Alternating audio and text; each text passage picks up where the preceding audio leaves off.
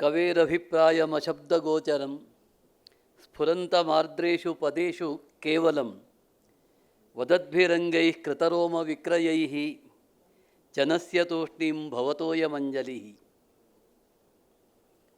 9 ಪುಸ್ತಕಗಳನ್ನು ಬಿಡುಗಡೆ ಮಾಡಿದಂತಹ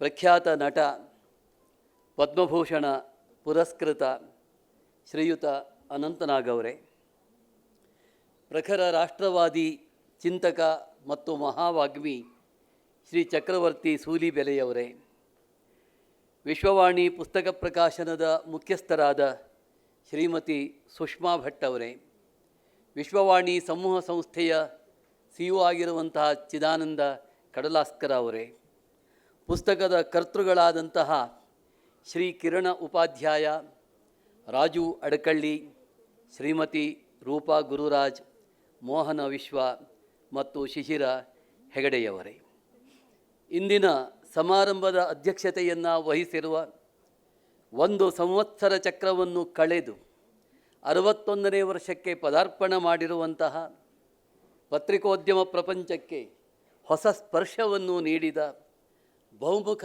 ಪ್ರತಿಭೆಯ, ಪ್ರಪಂಚ ಪರ್ಯಟನೆಯಲ್ಲಿ ಇನ್ನೂ ದಣಿವನ್ನೇ ಕಾಣದ, ಕಾಲಿಗೆ ಚಕ್ರವನ್ನೇ ಕಟ್ಟಿಕೊಂಡಿರುವ, ಈ ಹೊತ್ತು ಆ ಚಕ್ರವನ್ನು ಸ್ವಲ್ಪ ಸ್ಥಗಿತಗೊಳಿಸಿರುವ ವಿಶ್ವವಾಣಿ ಮತ್ತು ಪ್ರವಾಸಿ ಪ್ರಪಂಚದ ಪ್ರಧಾನ ಸಂಪಾದಕರಾದ ನಮ್ಮೆಲ್ಲರ ನೆಚ್ಚಿನ ನಲ್ಮೆಯ ಶ್ರೀ ವಿಶ್ವೇಶ್ವರ ಭಟ್ ಅವರೇ,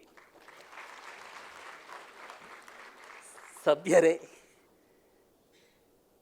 ಈ ಸಭೆಯಲ್ಲಿ ಇರುವ ರೂಪಾ ಅವರು ಹೇಳಿದರು, ನಮಗೆ ಸಭೆಯಲ್ಲಿರುವವರನ್ನು ಕುರಿತೇ ನಮಗೆ ಆತಂಕ ಅಂತ. ಯಾಕೆಂದರೆ ಇಲ್ಲಿ ಗಣ್ಯರು, ಗಣ್ಯಾತಿ ಗಣ್ಯರು, ಪುಸ್ತಕ ಪ್ರೇಮಿಗಳು, ಸಾಹಿತ್ಯ ಪ್ರೇಮಿಗಳು, ಹಲವು ವಿಧದ ಪ್ರೇಕ್ಷಕರು ಬರ್ತಾರೆ. ಅಂಥವ್ರ ಬಗ್ಗೆ ಏನಂತ ಸಂಬೋಧನೆ ಮಾಡುವುದು? ಸಭ್ಯರೇ, ಸಭಿಕರೇ ಅಂತ ನಾನು ಹೇಳೋದಿಲ್ಲ, ಸಭಿಕರೇ ಅಂತ ಹೇಳಬಾರ್ದು. ಸಹೃದಯ ಶ್ರೋತೃಗಳೇ, ಸುಶಿಕ್ಷಿತರೇ, ಗಣ್ಯರೇ, ಗಣ್ಯಾತಿ ಗಣ್ಯರೇ, ವಿಶ್ವವಾಣಿ ಮತ್ತು ಪ್ರವಾಸಿ ಪ್ರಪಂಚದ ಸಿಬ್ಬಂದಿಗಳೇ, ಭಟ್ಟರ ಅಭಿಮಾನಿಗಳೇ, ಪತ್ರಕರ್ತರೇ, ಪೊಲೀಸ್ ಸಿಬ್ಬಂದಿಯವರೇ, ಮಹನೀಯರೇ, ಒಬ್ಬ ಸಾಧಕನ ಉನ್ನತಿಕೆಯ ಮಟ್ಟವನ್ನು ಅಳೆಯುವುದಕ್ಕೆ ನಮಗೆ ಸಾಮಾನ್ಯ ಅಳತೆಗೋಲು ಸಾಕಾಗುವುದಿಲ್ಲ. ಅದಕ್ಕೆ ವಿಶೇಷವಾದಂತಹ ಅಳತೆಗೋಲೇ ಬೇಕಾಗ್ತದೆ. ಶ್ರವಣ ಬೆಳಗೊಳದ ಬಾಹುಬಲಿಯ ಆ ಭವ್ಯ ಎತ್ತರದ ವಿಗ್ರಹಕ್ಕೆ ಬಟ್ಟೆ ಹೊಲಿಯುವುದಕ್ಕೆ ಅಂತ ಒಬ್ಬ ಸಾಮಾನ್ಯ ಸಿಂಪಿ ತನ್ನ ಅಳತೆ ಕೋಲು ಮಾಪನ್ನು ತೆಗೆದುಕೊಂಡು ಹೋದರೆ ಹೇಗೆ ಆ ಭವ್ಯವಾದ ಮಹೋನ್ನತವಾದ ವಿಗ್ರಹವನ್ನು ಅಳೆಯುವುದಕ್ಕೆ ಆಗುವುದಿಲ್ವೋ, ಅವನು ಹೇಗೆ ನಿಷ್ಪ್ರಯೋಜಕನಾಗ್ತಾನೋ, ಹಾಗೆಯೇ ಒಬ್ಬ ವ್ಯಕ್ತಿಯ ಮಹೋನ್ನತಿಕೆಯನ್ನು, ಅವನ ಘನ ಶ್ರೀಮಂತಿಕೆಯನ್ನು ಅಳೆಯುವುದಕ್ಕೆ ಒಬ್ಬ ಸಾಮಾನ್ಯ ವ್ಯಕ್ತಿ ಹೊರಟ್ರೆ ಅವನ ತಿಳುವಳಿಕೆಯ ಮಿತಿ ಎನ್ನುವುದು ಎದ್ದು ಕಾಣಿಸ್ತದೆ. ಅಂಥ ಸ್ಥಿತಿ ನನಗೀಗ ಉಂಟಾಗಿದೆ. ಹೇಗೆ ಭವ್ಯವಾದ ಬಾಹುಬಲಿಯ ವಿಗ್ರಹವನ್ನು ಅಳೆಯುವುದಕ್ಕೆ ಸಾಮಾನ್ಯ ಸಿಂಪಿ ನಿಷ್ಪ್ರಯೋಜಕನಾಗ್ತಾನೋ, ಹಾಗೆ ಒಬ್ಬ ಸಾಮಾನ್ಯ ವ್ಯಕ್ತಿ ಒಬ್ಬ ವ್ಯಕ್ತಿಯನ್ನು ಅಳೆಯುವುದಕ್ಕೆ ಹೊರಟಾಗ ಅವನು ಕೂಡ ನಿಷ್ಪ್ರಯೋಜಕನಾಗಿ ಬಿಡ್ತಾನೆ. ಆಗ ಏನಾಗ್ತದೆ ಅಂತಂದರೆ, ಆ ಭವ್ಯವಾದ ವಿಗ್ರಹವನ್ನು ಅಳೆಯುವುದಕ್ಕೆ ಆ ವಿಗ್ರಹವನ್ನು ಸ್ಥಾಪಿಸಿದಂತಹ ಒಬ್ಬ ಪ್ರತಿಶಿಲ್ಪಿಯೇ ಬೇಕಾಗ್ತದೆ. ಅಂತಹ ಭಾವನೆಯನ್ನು ಹುಟ್ಟು ಹಾಕಿದವರು ಶ್ರೀ ವಿಶ್ವೇಶ್ವರ ಭಟ್ಟರು. ವಿಶ್ವೇಶ್ವರ ಭಟ್ಟರು ಮಹಾ ಉನ್ನತಿ ಸಾಧಕರು. ಅವರ ಬಗ್ಗೆ ಹೇಳುವುದಕ್ಕೆ ಹೊರಟ್ರೆ ಬಹಳ ವಿಷಯಗಳು ಇವೆ. ಯಾಕೆ ನಾನು ಈ ಬಾಹುಬಲಿಯ ವಿಗ್ರಹವನ್ನು ಕುರಿತು ಮಾತನಾಡಿದೆ ಅಂತಂದರೆ, ಪ್ರಖ್ಯಾತ ಸಾಹಿತಿ TS ಎಲಿಯಟ್ ಆತನ 4 ಕ್ವಾರ್ಟೆಟ್ಸ್ ಹೊರಬಂದಾಗ ಪ್ರಖ್ಯಾತ ವಿಮರ್ಶಕ FR ಲೀವಿಸ್ ಒಂದು ಮಾತನ್ನು ಹೇಳಿದರಂತೆ, ಇಂತಹ ಅಭೂತಪೂರ್ವ ಕಾವ್ಯವೊಂದು ನಮ್ಮೆದುರಿಗೆ ಬಂದರೆ ನಮ್ಮ ಸಾಮಾನ್ಯ ಸಲಕರಣೆಗಳು ಏನು ಮಾಡಬೇಕು ಅಂತಲೇ ಗೊತ್ತಾಗೋದಿಲ್ಲ ಅಂತ ಉದ್ಗಾರವನ್ನು ಎತ್ತಿದನಂತೆ. ಹಾಗೆ ಒಬ್ಬ ಮಹಾ ಸಾಧಕನ ಕುರಿತು ಮಾತನಾಡುವುದಕ್ಕೆ ಹೊರಟಾಗ FR ಲೀವಿಸಿ ಆದಂಥ ಸ್ಥಿತಿಯೇ ನಮಗೂ ಕೂಡ ಉಂಟಾಗಿ ಬಿಡ್ತದೆ. ವಿಶ್ವೇಶ್ವರ ಭಟ್ಟರು ತಮ್ಮ ನಿರಂತರ ಓದು, ಸತತವಾದ ಬರವಣಿಗೆ ಮತ್ತು ಅಪಾರ ಅನುಭವ ಶ್ರೀಮಂತಿಕೆಯಿಂದ ಓದುಗರನ್ನು ದಿಗ್ಮೂಢಗೊಳಿಸಿದವರು, ತಬ್ಬಿಬ್ಬುಗೊಳಿಸಿದವರು, ಬೆರಗುಗೊಳಿಸಿದವರು. ಅದರಲ್ಲೂ ಸಂಪಾದಕ ವಲಯದಲ್ಲಿ ಓದುಗ ವೃಂದಕ್ಕೆ ಹೊಸ ಸ್ಪರ್ಶವನ್ನು ನೀಡಿದವರು, ಹೊಸ ದಿಕ್ಕಿನಲ್ಲಿ ಯೋಚಿಸುವಂತೆ ಮಾಡಿದವರು, ಪತ್ರಿಕಾ ಪ್ರಪಂಚಕ್ಕೆ ಒಂದು ನಾವೀನ್ಯವನ್ನು ತಂದುಕೊಟ್ಟವರು, ಪತ್ರಿಕೆಯ ಹೆಡ್ಲೈನಲ್ಲೇ ಮಹಾ ಕ್ರಾಂತಿಯನ್ನು ಎಸಗಿದವರು, ಭಾಷೆಯನ್ನು ಹೇಗೆ ದುಡಿಸಿಕೊಳ್ಳಬೇಕು ಅನ್ನುವುದಕ್ಕೆ ಅವರು ಮಾದರಿಯಾದವರು. ದೇಶ ವಿದೇಶಗಳ ಸುತ್ತಾಟದಲ್ಲಿ ಕಂಡುಂಡ ಶ್ರೀಮಂತ ಅನುಭವವನ್ನು ನಮ್ಮಂಥ ಸಾಮಾನ್ಯ ಓದುಗರಿಗೂ ಕೂಡ ಹಂಚಿ ಅವರ ಮನಸ್ಸೂ ಕೂಡ ದೇಶ ವಿದೇಶಗಳನ್ನು ಸುತ್ತಬೇಕು ಎಂಬ ತುಡಿತಕ್ಕೆ, ಹಂಬಲಕ್ಕೆ ಗುರಿಯಾಗುವಂತೆ ಮಾಡಿದಂತಹ ಮಹಾನುಭಾವ ವಿಶ್ವೇಶ್ವರ ಭಟ್ಟರು. ಹಲವು ಪ್ರತಿಭೆಗಳ ಸಂಗಮ ಅವರು, ಪ್ರೇರಕ ಶಕ್ತಿಯ ಸಂಗಮ ಅನ್ನಿಸಿಕೊಂಡವರು ಭಟ್ಟರು. ಭಟ್ಟರ ಬಗ್ಗೆ ಹೇಳಬೇಕು ಅಂತಂದರೆ ಅವರು ಪತ್ರಿಕೋದ್ಯಮದ ಒಂದು ಅಶ್ವತ್ಥ ವೃಕ್ಷ ಇದ್ದ ಹಾಗೆ. ಅಶ್ವತ್ಥ ವೃಕ್ಷಕ್ಕೆ ಬಹು ಕಾಲಿಕತ್ವ, ಬಹು ವಿಸ್ತೃತತ್ವ, ಬಹು ಗ್ರಂಥಿಲತ್ವ, ಬಹು ಪೋಷಕತ್ವ ಇರ್ತದೆ. ಬಹುಕಾಲಿಕತ್ವ ಅಂದರೆ ಅಶ್ವತ್ಥ ವೃಕ್ಷ ಬಹಳ ದೀರ್ಘಕಾಲ ಬದುಕ್ತದೆ. ಬಹು ವಿಸ್ತಾರ, ಅದರ ವ್ಯಾಪ್ತಿಯೂ ಕೂಡ ಬಹಳ ದೊಡ್ಡದು, ತನ್ನ ಸುತ್ತಮುತ್ತಲೂ ಅದು ವ್ಯಾಪಿಸಿಕೊಂಡು ಬಿಡ್ತದೆ. ಬಹು ಗ್ರಂಥಿಲತ್ವ, ಅದರ ಬೇರು, ಬಿಳಲು, ಕೊಂಬೆ ಮೊದಲಾದವುಗಳೆಲ್ಲ ಸುತ್ತ ಹರಡಿಕೊಂಡಿರ್ತದೆ, ಜಡೆಯಾಗಿರ್ತದೆ, ಗಂಟಾಗಿ ಇರ್ತದೆ. ಬಹು ಪೋಷಕತ್ವ, ಅದು ತನ್ನನ್ನು ಆಶ್ರಯಿಸಿ ಬಂದವರಿಗೆ ಆಶ್ರಯವನ್ನು ಕೊಡ್ತದೆ, ಪಶು ಪಕ್ಷಿ ಮೊದಲಾದವುಗಳಿಗೆ. ಹಾಗೆ ಭಟ್ಟರು ಬಹು ಪೋಷಕತ್ವವನ್ನು ಹೊಂದಿದವರು. ಒಂದು ವಿಶ್ವವಾಣಿ, ಇನ್ನೊಂದು ಪ್ರವಾಸಿ ಪ್ರಪಂಚ, ವಿಶ್ವವಾಣಿ ಪುಸ್ತಕ, ವಿಶ್ವವಾಣಿ ಯೂಟ್ಯೂಬ್ ಚಾನಲ್ ಮೊದಲಾದವುಗಳ ಸಂಸ್ಥೆಯನ್ನು ಹುಟ್ಟುಹಾಕಿ ಅನೇಕರಿಗೆ ಉದ್ಯೋಗವನ್ನು ಕೂಡ ಕೊಟ್ಟರು. ಈ ನೆಲೆಯಲ್ಲಿ ಭಟ್ಟರು ಬಹು ಪೋಷಕತ್ವ ಗುಣವನ್ನು ಹೊಂದಿದವರು, ಬಹು ಕಾಲಿಕತ್ವವನ್ನು ಹೊಂದಿದವರು, ಬಹು ವಿಸ್ತೃತತ್ವವನ್ನು ಕೂಡ ಅವರು ಹೊಂದಿದವರು. ಪತ್ರಿಕೋದ್ಯಮದ ಒಂದು ಮೇರು ವಿಶ್ವೇಶ್ವರ ಭಟ್ಟರು, ಪತ್ರಿಕಾ ಪ್ರಪಂಚದ ಒಂದು ವಿಸ್ಮಯ ಅವರು. ಅವರೊಬ್ಬ ಹೊಸತನದ ಹರಿಕಾರ. ಹೊಸದರ ಹರಿಕಾರರಲ್ಲಿ ಭಟ್ಟರನ್ನು ಮಹಾಭಾರತದ ಅರ್ಜುನನಿಗೆ ಹೋಲಿಸಬಹುದು ಅಂತ ನನಗೆ ಅನ್ನಿಸ್ತದೆ. ಮಹಾಭಾರತ ಕಾಲದಲ್ಲಿ ಅರ್ಜುನ ಅತ್ಯುಚ್ಚ ಬಿಲ್ಲುಗಾರನಾಗಿದ್ದ. ಹೊಸದನ್ನು ಆವಿಷ್ಕರಿಸುವುದರಲ್ಲಿ, ಹೊಸದನ್ನು ಸೃಷ್ಟಿಸುವುದರಲ್ಲಿ ಅರ್ಜುನನನ್ನು ಮೀರಿಸುವವರೇ ಇರಲಿಲ್ಲ. ಯಕ್ಷಗಾನ ಬಯಲಾಟದಲ್ಲಿ ಸುಧನ್ವಾರ್ಜುನ ಪ್ರಸಂಗದಲ್ಲಿ ಒಂದು ಪದ್ಯ ಬರ್ತದೆ. ಆ ಪದ್ಯವನ್ನು ಹೇಳುವವನು ಯಾರು ಅಂತಂದರೆ ಸುಧನ್ವ. ಅರ್ಜುನನ ಕುದುರೆ ಚಂಪಕಾವತಿಗೆ ಬಂದಿದೆ. ಚಂಪಕಾವತಿಯ ಅರಸ ಹಂಸಧ್ವಜ ಕುದುರೆಯನ್ನು ಕಟ್ಟಿ ಹಾಕಿದ್ದಾನೆ. ಸುಧನ್ವ ಸೇನಾನಾಯಕತ್ವವನ್ನು ವಹಿಸಿ ಯುದ್ಧಕ್ಕೆ ಬಂದಿದ್ದಾನೆ. ಆ ಸಂದರ್ಭದಲ್ಲಿ ಅರ್ಜುನನಿಗೆ ಆತ ಒಂದು ಸವಾಲನ್ನು ಹಾಕ್ತಾನೆ. ಸೃಷ್ಟಿಗರ್ಜುನನೆಂಬವನೇ ನೀನು ನಿನ್ನಶ್ವವ ಕಟ್ಟಿಕೊಂಡಿಹೆವು ನಾವು, ಬಿಟ್ಟು ಪೋಪೆಯೋ ಬಿಡಿಸುವೆನೆಂಬ ಬಿಂಕವೋ ಥಟ್ಟನೆ ಪೇಳು ಅಂತ ಹೇಳ್ತಾನೆ. ಇಲ್ಲಿ ಸುಧನ್ವನ ಪಾತ್ರ ಮಾಡಿದವರಿಗೆ ಅರ್ಜುನನ ಸೃಷ್ಟಿ ವೈಭವವನ್ನು, ಅವನ ಸೃಷ್ಟಿಶೀಲತೆಯನ್ನು ವಿಪುಲವಾಗಿ ಹೇಳುವುದಕ್ಕೆ ಅವಕಾಶ ಇದೆ. ಅರ್ಜುನನ ಸೃಷ್ಟಿಶೀಲತೆ ಅದು ಅವನು ಮತ್ಸ್ಯಯಂತ್ರ ಭೇದನ ಮಾಡಿದ್ದಿರಬಹುದು, ಜಯದ್ರಥನ ವಧೆಯ ಸಂದರ್ಭ ಇರಬಹುದು, ಖಾಂಡವನ ದಹನ ಸಂದರ್ಭ ಕೂಡ ಇರಬಹುದು. ಅವನಿಗೆ ಮತ್ಸ್ಯಯಂತ್ರ ಭೇದನ ಸುಲಭ ಇರಲಿಲ್ಲ. ಮೇಲೆ ಕಟ್ಟಿರುವಂತಹ ಮತ್ಸ್ಯಯಂತ್ರವನ್ನು ಅರ್ಜುನ ನೇರವಾಗಿ ಬಾಣ ಹೊಡೆದು ಭೇದಿಸುವಂತಿರಲಿಲ್ಲ. ಕೆಳಗಡೆಗೆ ಎಣ್ಣೆಯಲ್ಲಿ ತೋರುವಂತಹ ಆ ಪ್ರತಿಬಿಂಬವನ್ನು ನೋಡಿ ಅದಕ್ಕೆ ಗುರಿ ಇಟ್ಟು ಮತ್ಸ್ಯಯಂತ್ರವನ್ನು ಭೇದಿಸಬೇಕಿತ್ತು. ಅರ್ಜುನ ಆ ಹೊತ್ತು ಕೆಳಗಡೆಗೆ ಆ ಪ್ರತಿಬಿಂಬವನ್ನು ನೋಡಿ ಮತ್ಸ್ಯಯಂತ್ರವನ್ನು ಭೇದಿಸ್ತಾನೆ. ಹಾಗೆಯೇ ಖಾಂಡವನ ದಹನ ಸಂದರ್ಭದಲ್ಲಿಯೂ ಕೂಡ ಇಂದ್ರ ಕೃಷ್ಣಾರ್ಜುನರ ಮೇಲಿನ ಸಿಟ್ಟಿನಿಂದ ಘೋರಾಕಾರವಾದ ಮಳೆಯನ್ನು ಸುರಿಸ್ತಾನೆ. ಅಗ್ನಿಗೆ ರಕ್ಷಣೆಯನ್ನು ಕೊಡುವಂಥ ಸಂದರ್ಭ ಬಂದಿದೆ. ಆಗ ಅರ್ಜುನ ಅಗ್ನಿಗೆ ರಕ್ಷಣೆಯನ್ನು ಕೊಡ್ತಾನೆ. ಅದು ಹೇಗೆ ಕೊಡ್ತಾನೆ ಅಂತಂದರೆ ನಿಮಗೆ ಆಶ್ಚರ್ಯ ಆಗಬಹುದು. ಕ್ಷಣಾರ್ಧದಲ್ಲಿ ಅಕ್ಷಯಾಸ್ತ್ರವನ್ನು ಬಲಿದು ಆ ಎತ್ತಿನ ಗಾಡಿಗೆ ಅರ್ಧಚಂದ್ರಾಕೃತಿಯ ಒಂದು ಚಪ್ಪರವನ್ನು ಕಟ್ಟಿ ನಿರ್ಮಿಸಿದಂತೆ ಆತ ಚಪ್ಪರವನ್ನು ನಿರ್ಮಿಸಿ ಆ ಚಪ್ಪರದ ಆಚೀಚಿನ ತುದಿಗಳಲ್ಲಿ ನೀರು ರಭಸದಿಂದ ಹರಿದು ಹೋಗುವಂತೆ ಮಾಡಿದನಂತೆ. ಇದು ಅವನ ಸೃಷ್ಟಿಶೀಲತೆ, ಇದು ಅವನ ಕೈಚಳಕ. ಹಾಗೆಯೇ ಆತ ಜಯದ್ರಥನ ವಧೆಯ ಸಂದರ್ಭದಲ್ಲಿಯೂ ಕೂಡ ಆತ ತನ್ನ ಅದ್ಭುತವಾದ ಕೈಚಳಕವನ್ನು, ಸೃಷ್ಟಿಶೀಲತೆಯನ್ನು ಮೆರಿತಾನೆ. ಜಯದ್ರಥನ ಕತ್ತನ್ನು ಕತ್ತರಿಸಿದ ಮೇಲೆ ಆ ಕತ್ತನ್ನು ಅವನ ತಂದೆ ವೃದ್ಧಕ್ಷತ್ರನ ಮಡಿಲಲ್ಲಿ ಬೀಳಬೇಕಿತ್ತು. ಆ ಸಂದರ್ಭದಲ್ಲಿ ಅದು ನೆಲಕ್ಕೆ ಬೀಳಬಾರದು.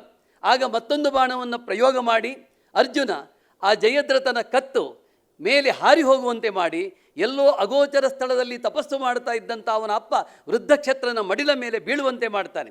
ಏಕಕಾಲದಲ್ಲಿ ವೃದ್ಧಕ್ಷತ್ರನ ತಲೆಯೂ ಹೋಯಿತು, ಜಯದ್ರಥನ ತಲೆಯೂ ಹೋಯಿತು. ಇದು ಅವನ ಸೃಷ್ಟಿಶೀಲತೆ. ಯಾಕೆ ಈ ಮಾತನ್ನು ಹೇಳಿದೆ ಅಂತಂದರೆ, ಭಟ್ಟರು ಕೂಡ ಸೃಷ್ಟಿಶೀಲತೆಯಲ್ಲಿ ಮುಂದೆ ಇದ್ದವರು. ಹಾಗೆ ಅರ್ಜುನನ ಸೃಷ್ಟಿಶೀಲತೆ, ಆ ವೈಭವ ಅದಾವ ರೀತಿಯಲ್ಲಿ ಅರ್ಜುನನಿಗೆ ಇತ್ತೋ ಅದೇ ರೀತಿಯಲ್ಲಿ ಭಟ್ಟರಿಗೂ ಕೂಡ ಆ ಸೃಷ್ಟಿಶೀಲತೆ ಇದೆ, ಅಂದರೆ ಕ್ರಿಯೇಟಿವಿಟಿ ಇದೆ. ಈ ನಿಟ್ಟಿನಲ್ಲಿ ಭಟ್ಟರನ್ನು ನಾನು ಹೊಗಳುತ್ತೇನೆ ಅಂತ ಕಾಣಬಹುದು. ಆದರೆ ಅವರು ಮಾಡಿರುವಂತಹ ಅದಮ್ಯವಾದ ಕೆಲಸಕ್ಕೆ ನಾನು ಹೊಗಳಿದರೆ ಅದು ಹೊಗಳಿಕೆ ಅಂತ ಭಾವಿಸಬಾರ್ದು. ಯಾಕೆಂದರೆ ಗಗನಂ ಗಗನಾಕಾರಂ ಸಾಗರ ಸಾಗರೋಪಮಃ, ಗಗನಕ್ಕೆ ಗಗನವೇ ಸದೃಶ, ಸಾಗರಕ್ಕೆ ಸಾಗರವೇ ಸದೃಶ. ವಿಶ್ವೇಶ್ವರ ಭಟ್ಟರಿಗೆ ವಿಶ್ವೇಶ್ವರ ಭಟ್ಟರೇ ಸರಿಸಾಟಿ. ಈ ನೆಲೆಯಲ್ಲಿ ನಾವು ಯೋಚಿಸಬೇಕು. ಇನ್ನು ಭಟ್ಟರ ಪಾಂಡಿತ್ಯ ಮತ್ತು ವೈದುಷ್ಯದ ಬಗ್ಗೆ ಹೇಳಬೇಕು ಅಂತಂದರೆ, ಅವರ ಸರ್ನೇಮಲ್ಲೇ ವೈದುಷ್ಯ ಮತ್ತು ಪಾಂಡಿತ್ಯ ಇದೆ. ಭಟ್ಟ ಅಂದರೆ ವಿದ್ವಾಂಸ ಅಂತ ಅರ್ಥ. ಸಂಸ್ಕೃತದ ವೇಣಿ ಸಂಹಾರ ನಾಟಕವನ್ನು ಬರೆದವನ ಹೆಸರು ಭಟ್ಟ ನಾರಾಯಣ ಅಂತ. ಅವನು ಒಬ್ಬ ವಿದ್ವಾಂಸ, ಒಬ್ಬ ಕವಿ. ಹಾಗೆಯೇ ಭಟ್ಟಾಚಾರ್ಯ, ಭಟ್ಟಾರಕ, ಭಟ್ಟಾರ ಎನ್ನುವ ಸಂಬೋಧನೆಯನ್ನು ನಾವು ಭಟ್ಟರಿಗೆ ಮಾಡಬಹುದು. ನಾನಿಲ್ಲಿ ಭಟ್ಟರನ್ನು ಸಂಸ್ಕೃತ ಪಂಡಿತರು ಅಂತಲೋ ಅಥವಾ ಕನ್ನಡ ಪಂಡಿತರು ಅಂತಲೋ ನಾನು ಹೇಳ್ತಾ ಇಲ್ಲ. ಭಟ್ಟರು ಜರ್ನಲಿಸಮ್ಮಲ್ಲಿ ಶಾಸ್ತ್ರೀಯವಾದ ಅಧ್ಯಯನ ಮಾಡಿದವರು. ಲಂಡನ್ನಿನ ವೇಲ್ಸಲ್ಲಿ ಅವರು ಈ ಜರ್ನಲಿಸಮ್ಮನ್ನು ಓದಿ 4 ಚಿನ್ನದ ಪದಕಗಳನ್ನು ಕೊರಳಿಗೆ ಹಾಕಿಕೊಂಡು ಬಂದವರು. ಶಾಸ್ತ್ರೀಯವಾದ ಅಧ್ಯಯನ ಮಾಡಿದವರು ಎನ್ನುವ ನೆಲೆಯಲ್ಲಿ ಅವರನ್ನು ನಾನು ಪಂಡಿತ, ವಿದ್ವಾಂಸ ಅಂತ ಕರಿತೇನೆ. ಭಟ್ಟರು ಬರೆದಿರುವಂತಹ ಪತ್ರಿಕೋದ್ಯಮದ ಪಲ್ಲವಿ ಇರಬಹುದು, ಅಥವಾ ತಲೆಬರಹ, ಆ ಪತ್ರಿಕೆಯ ಹಣೆ ಬರಹ ಎನ್ನುವ ಪುಸ್ತಕ ಕೂಡ ಇರಬಹುದು. ಅಲ್ಲೆಲ್ಲ ಭಟ್ಟರ ವೈದುಷ್ಯ ಮತ್ತು ಪಾಂಡಿತ್ಯ ನಮಗೆ ಎದ್ದು ಕಾಣ್ತದೆ. ಈ ನೆಲೆಯಲ್ಲಿ ಭಟ್ಟರು ಪಂಡಿತರು ಹೌದು, ವಿದ್ವಾಂಸರು ಕೂಡ ಹೌದು. ಭಟ್ಟರ ಬಗ್ಗೆ 3-4 ಮಾತುಗಳನ್ನು ಹೇಳಿ ನಾನು ಪುಸ್ತಕ ಪರಿಚಯಕ್ಕೆ ಬಂದು ಬಿಡ್ತೇನೆ. ಭಟ್ಟರು ಅಂಕಣ ಬರಹವನ್ನು ಬರಿತಾ ಇದ್ದಾರೆ. 26 ವರ್ಷಗಳಿಂದ ಭಟ್ಟರು ಅಂಕಣ ಬರಹವನ್ನು ಬರಿತಾ ಇದ್ದಾರೆ. ಅದು ಅವರು ವಿಜಯ ಕರ್ನಾಟಕ ಇರಬಹುದು, ವಿಜಯವಾಣಿ ಇರಬಹುದು, ಬೇರೆ ಬೇರೆ ಪತ್ರಿಕೆಗಳಿರಬಹುದು. ಅಲ್ಲೆಲ್ಲವೂ ಕೂಡ ಭಟ್ಟರು 108 ಮಾತು ಎಂಬ ಹೆಸರಲ್ಲಿ ಬರೀತಿದ್ರು. ಯಾವಾಗ ವಿಶ್ವವಾಣಿ ಆರಂಭವಾಯಿತು ಆಗ ಅದು 108 ವಿಶ್ವ ಅಂತ ಆಯಿತು. ಭಟ್ಟರು 108 ವಿಶ್ವವನ್ನು 108 ಮಾತು ಅಂತಲೂ ಇಟ್ಕೊಳ್ಳಿ. 26 ವರ್ಷಗಳಿಂದ ಅವರು ಬರಿತಾ ಇದ್ದಾರೆ. ಒಂದೇ ಒಂದು ದಿನವೂ ಕೂಡ, ಒಂದೇ ಒಂದು ದಿನ ಅಂದರೆ ಗುರುವಾರ, ಒಂದೇ ಒಂದು ಗುರುವಾರವೂ ಕೂಡ ಭಟ್ಟರ ಅಂಕಣ ಬರಹ ಮಿಸ್ ಆಗಿದ್ದ ದಾಖಲೆಯೇ ಇಲ್ಲ. ನಿಮಗೆ ಆಶ್ಚರ್ಯ ಆಗ್ತದೆ. ಅವರು 2 ಬೆರಳನ್ನು ಮುರ್ಕೊಂಡಿದ್ರು. ಡಾಕ್ಟ್ರು 2 ಬೆರಳನ್ನು ಸೇರಿಸಿ ಬ್ಯಾಂಡೇಜ್ ಮಾಡಿದರು. 21 ದಿನ ನೀವು ರೆಸ್ಟ್ ತೊಗೊಳ್ಬೇಕು, ಏನನ್ನು ಬರಿಬಾರದು ಅಂತ ಭಟ್ಟರಿಗೆ ಹೇಳಿದರು. ಭಟ್ಟರು ಹೇಳಿದರು. ಆಗಲೂ ಕೂಡ ಭಟ್ಟರ ಅಂಕಣ ಬರಹ ನಿಲ್ಲಲಿಲ್ಲ, ಬಂತು. ಹೇಗೋ ಟೈಪ್ ಮಾಡಿದರು. ಆಗ ಅವ್ರು ಹೇಳ್ತಾರೆ, ನನ್ನ ಬೆರಳು ಮುರಿದಿದೆಯೇ ಹೊರತು ನನ್ನ ಆತ್ಮವಿಶ್ವಾಸ ಮುರಿದಿರಲಿಲ್ಲ ಅಂತ. ಈ ಮನುಷ್ಯನಿಗೆ ಏನು ಹೇಳಬೇಕು ಅಂತ ನೀವು ಹೇಳಿ. ಈ ಮಾತನ್ನು ನಾನು ಓದಿದಾಗ ನನಗನಿಸಿದ್ದು, ನಾಯಮಾತ್ಮ ಬಲಹೀನೇನ ಲಭ್ಯ, ಆತ್ಮ ಎನ್ನುವುದು ದುರ್ಬಲನಿಗೆ ಸಿಗುವುದಿಲ್ಲ. ಇಲ್ಲಿ ಆತ್ಮ ಅಂದರೆ ಪವರ್, ಎನರ್ಜಿ ಅಂತ ಅರ್ಥ. ಇದು ಮುಂಡಕೋಪನಿಷತ್ತಿನಲ್ಲಿ ಬಂದಂಥ ಮಾತು. ನಾಯಮಾತ್ಮ ಬಲಹೀನೇನ ಲಭ್ಯ, ಯಾರು ದುರ್ಬಲನಾಗಿರ್ತಾನೋ ಅಂಥವನಿಗೆ ಆತ್ಮ ಸಿಗುವುದಿಲ್ಲ ಅಂತ. ಅಂದರೆ ಅಷ್ಟೊಂದು ಆತ್ಮಶಕ್ತಿಯನ್ನು, ಚೈತನ್ಯವನ್ನು ಹೊಂದಿದಂತಹ ಮಹನೀಯ ಈ ವಿಶ್ವೇಶ್ವರ ಭಟ್ಟರು. ನನ್ನ ಹೊಗಳಿಕೆ ಇರ್ಬೋದು, ಆದರೆ ಹೊಗಳಿಕೆಯ ಜೊತೆಯಲ್ಲಿ ಒಂದು ಉದಾಹರಣೆ ಇರ್ತದೆ. ಈ ಹಿನ್ನೆಲೆಯಲ್ಲಿ ನನಗೆ ಅವ್ರು ಕೊಟ್ಟಿರುವ ಸಮಯ ಭಾಳ ಕಡಿಮೆ ಉಂಟು. ನನಗೆ ಒಂದು 20 ನಿಮಿಷ ಅಂತ ಮೊದಲು ಹೇಳಿದರು. ಆಮೇಲೆ 5 ಜನರ ಪುಸ್ತಕ ಪರಿಚಯ ಮಾಡಬೇಕು ಅಂತ ಹೇಳಿದರು. 5 ಜನರಿಗೆ 2 ನಿಮಿಷ ತೊಗೊಳ್ಬೇಕು ಅಂತ ಹೇಳಿದರು. ಅಲ್ಲಿಗೆ 10 ನಿಮಿಷ ಆಯಿತು. ನಾನೊಂದು ಕೊರತ ಮಾಡಿದರೆ ಒಂದು 5 ನಿಮಿಷ ಅಂದರೆ 15 ನಿಮಿಷ ಅಲ್ಲಿಯೇ ಆಯಿತು. ಇಲ್ಲಿ ಮತ್ತೆ ಭಟ್ಟರ ಬಗ್ಗೆ ಹೇಳಬೇಕು ಅಂತಂದರೆ ನೋಡಿ, ಒಂದು 10-17 ಪೇಜಷ್ಟು ಟಿಪ್ಪಣಿ ಮಾಡಿದ್ದೇನೆ. ಅದರಲ್ಲಿ 3-4ಕ್ಕೆ ಇಳಿಸಿದ್ದೇನೆ. ಅದು ಹೇಗೆ ಎಡಿಟ್ ಮಾಡೋದನ್ನು ನನಗೆ ಸಮಸ್ಯೆ ಆಗೋಯಿತು. ಅಷ್ಟು ವಿಸ್ತೃತವಾದ ಪ್ರಪಂಚದ ಅನುಭವಿ ಆ ಮನುಷ್ಯ. ಇನ್ನು 108 ವಿಶ್ವ, ನಿಜವಾಗಲೂ ಅದು 108 ವಿಶ್ವ. ಯಾಕೆ ಹೇಳ್ತೀನಿ ಅಂತಂದರೆ, ನಮ್ಮಲ್ಲಿ ಅನೇಕ ಪತ್ರಿಕೆಗಳಲ್ಲಿ ನೋಡಿ, ಒಬ್ಬೊಬ್ಬರು ಒಂದೊಂದು ವಿಷಯವನ್ನು ಅಧಿಕರಿಸಿ ಮಾತನಾಡ್ತಾರೆ ಅಥವಾ ಬರೀತಾರೆ. ಭಟ್ಟರಿಂದ ಹಾಗಲ್ಲ, ವೈವಿಧ್ಯಮಯವಾದ ಬರಹಗಳು ಅದರಲ್ಲಿ ಸೇರಿಕೊಂಡಿರ್ತದೆ. ಅದು ರಾಜಕೀಯ ಇರಬಹುದು, ಸಾಂಸ್ಕೃತಿಕತೆ ಇರಬಹುದು, ಕೌಟುಂಬಿಕ ವಿಚಾರ ಇರಬಹುದು, ಕೃಷಿ ಇರಬಹುದು, ಹೀಗೆ ಬೇರೆ ಬೇರೆ ಸಿನಿಮಾ, ಕ್ರೀಡೆ ಮೊದಲಾದ ವಿಷಯಗಳನ್ನು ಕುರಿತು ಅವರು ಬರೀತಾರೆ. ನೀವು ಪತ್ರಿಕೆಗಳಲ್ಲಿ ನೋಡಿ, ಕೆಲವರು ನಿರ್ದಿಷ್ಟ ವಿಷಯವನ್ನು ಮಾತ್ರ ಬರೀತಾರೆ. ಒಬ್ಬನು ರಾಜಕೀಯ ವಿಷಯ ಬರೆಯೋದಕ್ಕೆ ಸ್ಟಾರ್ಟ್ ಮಾಡಿದರೆ ಅವನು ರಾಜಕೀಯ ಬಿಟ್ಟು ಬೇರೆ ಏನನ್ನು ಬರೆಯೋದಿಲ್ಲ. ಇನ್ನೊಬ್ಬ ಲೈಂಗಿಕ ವಿಚಾರವನ್ನು ಬರೆಯೋದಕ್ಕೆ ಶುರು ಮಾಡಿದರೆ ಅದನ್ನು ಬಿಟ್ಟು ಬೇರೆ ಬರೆಯೋದಿಲ್ಲ. ಇನ್ನೊಬ್ಬನು ಸಿನಿಮಾ ವಿಮರ್ಶೆ ಮಾಡಿದರೆ ಅವನು ಸಿನಿಮಾವನ್ನು ಮಾತ್ರ ಬರೀತಾನೆ. ಒಂದೊಂದು ಅಂಕಣಕಾರರಿಗೆ ಒಂದು ಲಿಮಿಟ್ಟು ಅಂತಿದೆ. ಆದರೆ ಭಟ್ಟರ ಅಂಕಣಕ್ಕೆ ಆ ಲಿಮಿಟ್ ಅನ್ನುವುದು ಇಲ್ಲವೇ ಇಲ್ಲ. ಅಂದರೆ ವೈವಿಧ್ಯಮಯವಾದ ವಿಷಯಗಳನ್ನು ಅವರು ಬರೀತಾರೆ. ಅವ್ರು ಹೇಳ್ತಾರೆ, ನನಗೆ ಅನೇಕ ಪತ್ರಗಳು ಬರುತ್ತವೆ, ನನ್ನ ಓದುಗರು ಏನಿದ್ದಾರೆ ಅವರನ್ನು ಸಂತೃಪ್ತಿಗೊಳಿಸಬೇಕು, ಅವರನ್ನು ಪ್ರೀತಿಗೊಳಿಸಬೇಕು, ಅವರಿಗೆ ನಾನು ಸಂತೋಷವನ್ನು ಕೊಡಬೇಕು.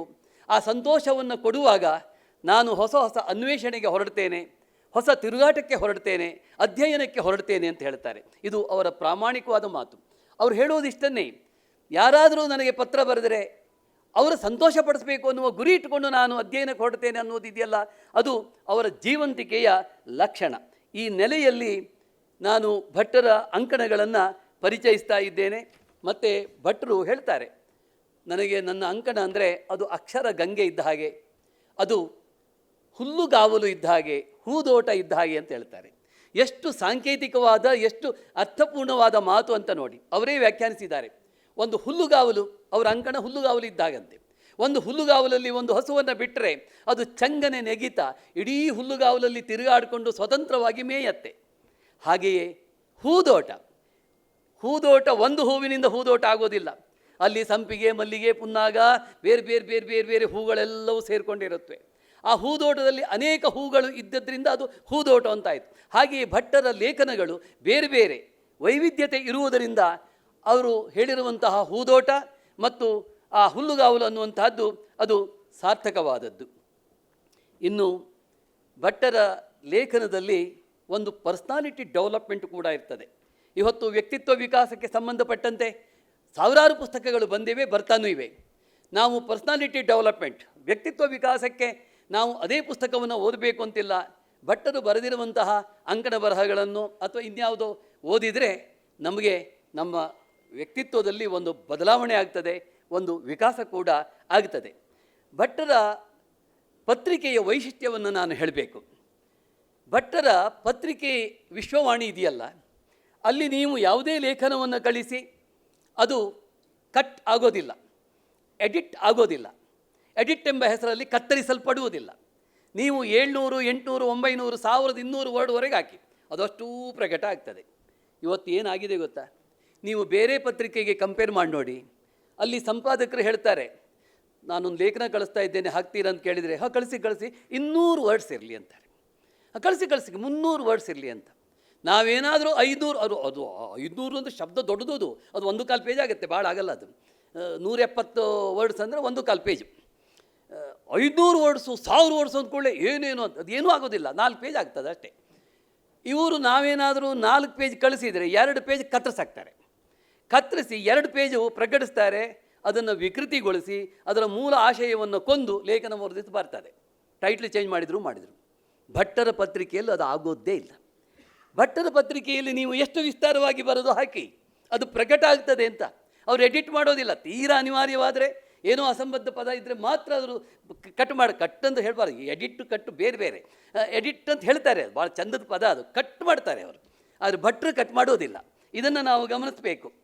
ನಾನು ಇದನ್ನು ಯಾಕೆ ಹೇಳ್ತಾ ಇದ್ದೇನೆ ಅಂದರೆ, ಭಟ್ಟರಿಗೆ ಹಾಗಾದರೆ ಈ ವಿಸ್ತಾರ, ಈ ವೈಪುಲ್ಯ ಯಾಕೆ ಈ ಮನೋಭಾವ ಬಂತು ಅನ್ನುವುದಕ್ಕೆ ಒಂದು ಉದಾಹರಣೆ ಕೊಟ್ಟು ನಾನು ಕ್ಲಾರಿಫೈ ಮಾಡ್ತೇನೆ. Doctor S.L. ಭೈರಪ್ಪನವರ ಹತ್ರ ಕೆಲವರು ಕೇಳಿದ್ರಂತೆ, ನೀವು ದೊಡ್ಡ ದೊಡ್ಡ ಕಾದಂಬರಿಗಳನ್ನೇ ಬರಿತೀರಿ, ನೀವು ಸಣ್ಣ ಸಣ್ಣ ಕತೆ ಕಾದಂಬರಿಗಳನ್ನು ಯಾಕೆ ಬರೆಯೋದಿಲ್ಲ? ಅವರು ಮಂದ್ರ, ಪರ್ವ, ಆವರಣ ಎಲ್ಲ ತಗೊಳ್ಳಿ, ಭಿತ್ತಿ ಅಂದರೆ ಅದು ಆತ್ಮಚರಿತ್ರೆ ಆದರೂ ಕೂಡ ಕಾದಂಬರಿ ಹದವನ್ನು ಪಡ್ಕೊಂಡಿದೆ. ಆ ನೆಲೆಯಲ್ಲಿ ಹೇಳ್ತಾ ಇದ್ದೇನೆ. ಅವರು ಹೇಳ್ತಾರೆ, ಸಣ್ಣ ಸಣ್ಣ ಕಾದಂಬರಿಗಳನ್ನು ಭೈರಪ್ಪನವ್ರು ಬರೆಯೋದೇ ಇಲ್ಲ, ಎಲ್ಲ ಬೃಹತ್ತಾದಂತಹದ್ದು ಕಾದಂಬರಿಗಳನ್ನು ಬರೀತಾರೆ ಅವರು. ಅದಕ್ಕೆ ಭೈರಪ್ಪನವ್ರು ಹೇಳೋದು ನೋಡಿ, ರಷ್ಯಾ ಬಹುದೊಡ್ಡ ದೇಶ, ಎಷ್ಟು ಚಲಿಸಿದರೂ ಕೂಡ ಅದು ಮುಗಿಯೋದೇ ಇಲ್ಲ. ಅದನ್ನು ಮನಸ್ಸಿಗೆ ತಂದುಕೊಂಡಂಥ ಭೈರಪ್ಪ ಹೇಳ್ತಾರೆ, ಅದರ ಬೃಹತ್ತು, ಮಹತ್ತು, ಗ್ರೇಟು ಎಂಬ ಶಬ್ದಗಳನ್ನು ಮನಸ್ಸಿಗೆ ತಂದುಕೊಂಡು ಲಿಯೋ ಟಾಲ್ಸ್ಟಾಯ್, ದಾಸ್ತೋವ್ಸ್ಕಿ, ಪಾಸ್ಟರ್ನಾಕ್, ಸೋಲ್ಜೆನಿಟ್ಸನಂತಹ ಮಹಾ ಕಾದಂಬರಿಕಾರರ ಆ ಕಾದಂಬರಿಗಳ ವಿಸ್ತಾರ, ದೈರ್ಘ್ಯ, ಆಳವನ್ನು ಅಲ್ಲಿಯ ಭೌಗೋಳಿಕ ವಿಸ್ತಾರಕ್ಕೆ ಹೋಲಿಸಿ ತಮ್ಮ ಮನಸ್ಸಿನ ತಳವನ್ನು ತಡಕಿಕೊಳ್ತಾರೆ ಭೈರಪ್ಪನವರು. ಒಂದು ದೇಶದ ಭೌಗೋಳಿಕ ವಿಸ್ತಾರವನ್ನು ತನ್ನ ಪ್ರಜ್ಞೆಯ ಹಾಸುಹೊಕ್ಕಾಗಿ ಮಾಡಿಕೊಂಡಂತಹ ಒಬ್ಬ ಲೇಖಕ ತಾನು ಸೃಷ್ಟಿಸುವ ಸ್ವರೂಪಕ್ಕೂ ಏನಾದರೂ ಸಂಬಂಧ ಇದೆಯೇ ಅಂತ ಪ್ರಶ್ನಿಸಿಕೊಳ್ತಾರೆ. ಇದು ಭೈರಪ್ಪನವರ ಸ್ವಭಾವ. ಅವ್ರು ಹೇಳ್ತಾರೆ ಮುಂದುವರೆದು, ಸೋವಿಯತ್ನ ಅರ್ಧದಷ್ಟಿದ್ರೂ ಕೂಡ ಅಮೇರಿಕ ಕೂಡ ದೊಡ್ಡ ದೇಶವೇ. ಭಾರತ ಅಮೇರಿಕ ಕಂಪೇರ್ ಮಾಡಿದರೆ ಅಮೇರಿಕ ಬಹಳ ದೊಡ್ಡ ದೇಶ. ಆದರೆ ಅಲ್ಲಿ ಯಾಕೆ ಅವರ ಕಾದಂಬರಿಗಳಲ್ಲಿ ಆ ವಿಸ್ತೀರ್ಣ ಪ್ರತಿಫಲಿಸೋದಿಲ್ಲ? ಸದಾ ವಿಮಾನದಲ್ಲಿ ಹಾರಿ ಕುಪ್ಪಳಿಸುವ ಅವರಿಗೆ ಆ ವಿಸ್ತೀರ್ಣ ಪ್ರತಿಫಲಿಸುವುದಿಲ್ಲ, ಸಣ್ಣದಾಗಿ ಬರೀತಾರೆ ಅಮೇರಿಕಾದವರು ಅಂತ ಹೇಳ್ತಾರೆ. ಇದನ್ನು ನೀವು ಭಟ್ರಿಗೆ ಅನ್ವಯಿಸಿ. ಭೈರಪ್ಪನವರ ಮನಸ್ಸು ದೊಡ್ಡದು, ಭೈರಪ್ಪನವರ ಅಧ್ಯಯನ ದೊಡ್ಡದು. ಅವರು ಕೂಡ ತಿರುಗಾಟ ಮಾಡುವವರೇ. ಒಂದು 35-40 ದೇಶ ಓಡಾಡಿದ್ದಾರೆ. ನಮ್ಮ ಭಟ್ರು 85 ದೇಶ ಅಂತ 2022 ಪುಸ್ತಕದಲ್ಲಿ ಬರ್ಕೊಂಡಿದೆ. ಈಗ 3 ವರ್ಷ ಆಗಿದೆ. ಈಗ 85 ಹೋಗಿ 100 ದೇಶ ದಾಟಿರಬೇಕು ಅಂತ ನನ್ನ ಊಹೆ. ಭಟ್ಟರು ಜಗತ್ತನ್ನು ತಿರುಗುವವರು, ಪ್ರಪಂಚವನ್ನು ನೋಡುವವರು, ದೊಡ್ಡದನ್ನು ಅನುಭವಿಸುವವರು. ಈ ನೆಲೆಯಲ್ಲಿ ನಾವು ಭೈರಪ್ಪನವರಿಗೂ ಮತ್ತು ವಿಶ್ವೇಶ್ವರ ಭಟ್ಟರಿಗೂ ಹೋಲಿಕೆಯನ್ನು ತರಬಹುದು ಅಂತ ನನಗೆ ಅನ್ನಿಸ್ತದೆ. ಈ ನೆಲೆಯಲ್ಲಿ ಭಟ್ಟರ ಅಧ್ಯಯನ ಅಗಾಧವಾದದ್ದು, ಗಹನವಾದದ್ದು, ದೇಶ ಸುತ್ತುವಂತಹದ್ದು. ಈ ಎಲ್ಲ ನೆಲೆಯಲ್ಲಿ ಭಟ್ಟರು ವಿಸ್ತಾರಕ್ಕೆ ಆದ್ಯತೆಯನ್ನು ಕೊಟ್ಟರು. ಕನ್ನಡ ಪತ್ರಿಕೆಯಲ್ಲಂತೂ ವಿಸ್ತಾರ ಬರುವುದು ಅತಿ ದೀರ್ಘವಾಗಿ ಏನಾದರೂ ಲೇಖನ ಬರುವುದಿದ್ದರೆ ಅದು ವಿಶ್ವವಾಣಿಯಲ್ಲಿ ಮಾತ್ರ, ಇನ್ನು ಯಾವುದರಲ್ಲೂ ಬರೋದಿಲ್ಲ. ಇದು ಯಾಕೆ ನನ್ನ ಸ್ವಂತ ಅನುಭವದಿಂದ ಹೇಳ್ತಾ ಇದ್ದೇನೆ. ಮತ್ತು ವಿಶ್ವೇಶ್ವರ ಭಟ್ಟರು ಶ್ರೇಷ್ಠತಾ ವ್ಯಸನವನ್ನು ಅಂಟಿಸಿಕೊಂಡವರು. ಈ ಶ್ರೇಷ್ಠತಾ ವ್ಯಸನ ಅನ್ನೋದು ಬಹಳ ದೊಡ್ಡದು, ಎಲ್ಲರಿಗೂ ಅದು ಆ ವ್ಯಸನ ಬರುವುದಿಲ್ಲ. ಭಟ್ಟರು ಮಹಾರಸಿಕರು, ದುಬಾರಿ ಜೀವನದವರು. ಇದನ್ನು ನಾವು ಸ್ವಲ್ಪ ಗಮನಿಸಬೇಕು. ಎಲ್ಲೆಲ್ಲೂ ಹೊಸತನವನ್ನು ಹುಡುಕುವವರು, ತಾವು ಮಾಡುವ ಪ್ರತಿ ಕೆಲಸದಲ್ಲೂ ಹೊಸ ಸ್ಪರ್ಶವನ್ನು ಕೊಡುವವರು, ನಾವೀನ್ಯತೆಯನ್ನು ಕೊಡುವವರು. ಈ ನೆಲೆಯಲ್ಲಿ ಅದು ಎಷ್ಟು ಅವರು ಬರೆದರೂ ಕೂಡ ಅದು ಅವರಿಗೆ ಕಡಿಮೆ ಅಂತ ಅನ್ನಿಸ್ತದೆ.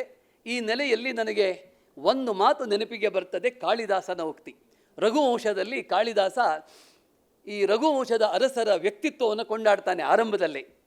ಅದನ್ನು ಹೇಳಿಬಿಟ್ಬಿಡ್ತೇನೆ. ಅವನು ಹೇಳ್ತಾನೆ, ರಘುವಂಶದ ಅರಸರು ದಿಲೀಪ, ರಘು ಬಹಳ ದೊಡ್ಡವರಿದ್ದಾರೆ ಅಲ್ಲಿ. ಅವರೆಲ್ಲರ ವ್ಯಕ್ತಿತ್ವವನ್ನು ಅಳೆಯುವಾಗ ಹೇಳ್ತಾನೆ, ಆಕಾರ ಸದೃಶ ಪ್ರಜ್ಞಃ. ಈ ರಘುವಂಶದ ಅರಸರದ್ದು ಭವ್ಯವಾದ ಆಕಾರ, ಎತ್ತರವಾದ ನಿಲುವು, ಗಡುತರವಾದ ಶರೀರ, ಅದಕ್ಕೆ ತಕ್ಕಂತಹ ಪ್ರಜ್ಞೆ, ಆ ಶರೀರಕ್ಕೆ ತಕ್ಕಂತೆ ಪ್ರಜ್ಞೆಯನ್ನು ಉಳ್ಳವರು ರಘುವಂಶದ ಅರಸರು. ಆಮೇಲೆ ಪ್ರಜ್ಞೆಯ ಸದೃಶಾಗಮ, ಆ ಪ್ರಜ್ಞೆಗೆ, ಆ ಬುದ್ಧಿಮತ್ತೆಗೆ ತಕ್ಕಂತೆ ಆಗಮ ಅಂದರೆ ವಿದ್ಯಾಭ್ಯಾಸ ಅಂತ ಅರ್ಥ. ಅದಕ್ಕೆ ತಕ್ಕಂತೆ ರಘುವಂಶದ ಅರಸರು ವಿದ್ಯಾಭ್ಯಾಸವನ್ನು ಆರಂಭಿಸ್ತಿದ್ರಂತೆ. ಆಗಮೈ ಸದೃಶ ಆರಂಭ, ಆ ವಿದ್ಯಾರಂಭಕ್ಕೆ ತಕ್ಕಂತೆ ಆರಂಭ ಅಂದರೆ ಉದ್ಯಮ, ಎಂಟರ್ಪ್ರೈಸಸ್, ಅದನ್ನು ಅವರು ಮಾಡ್ತಿದ್ರಂತೆ.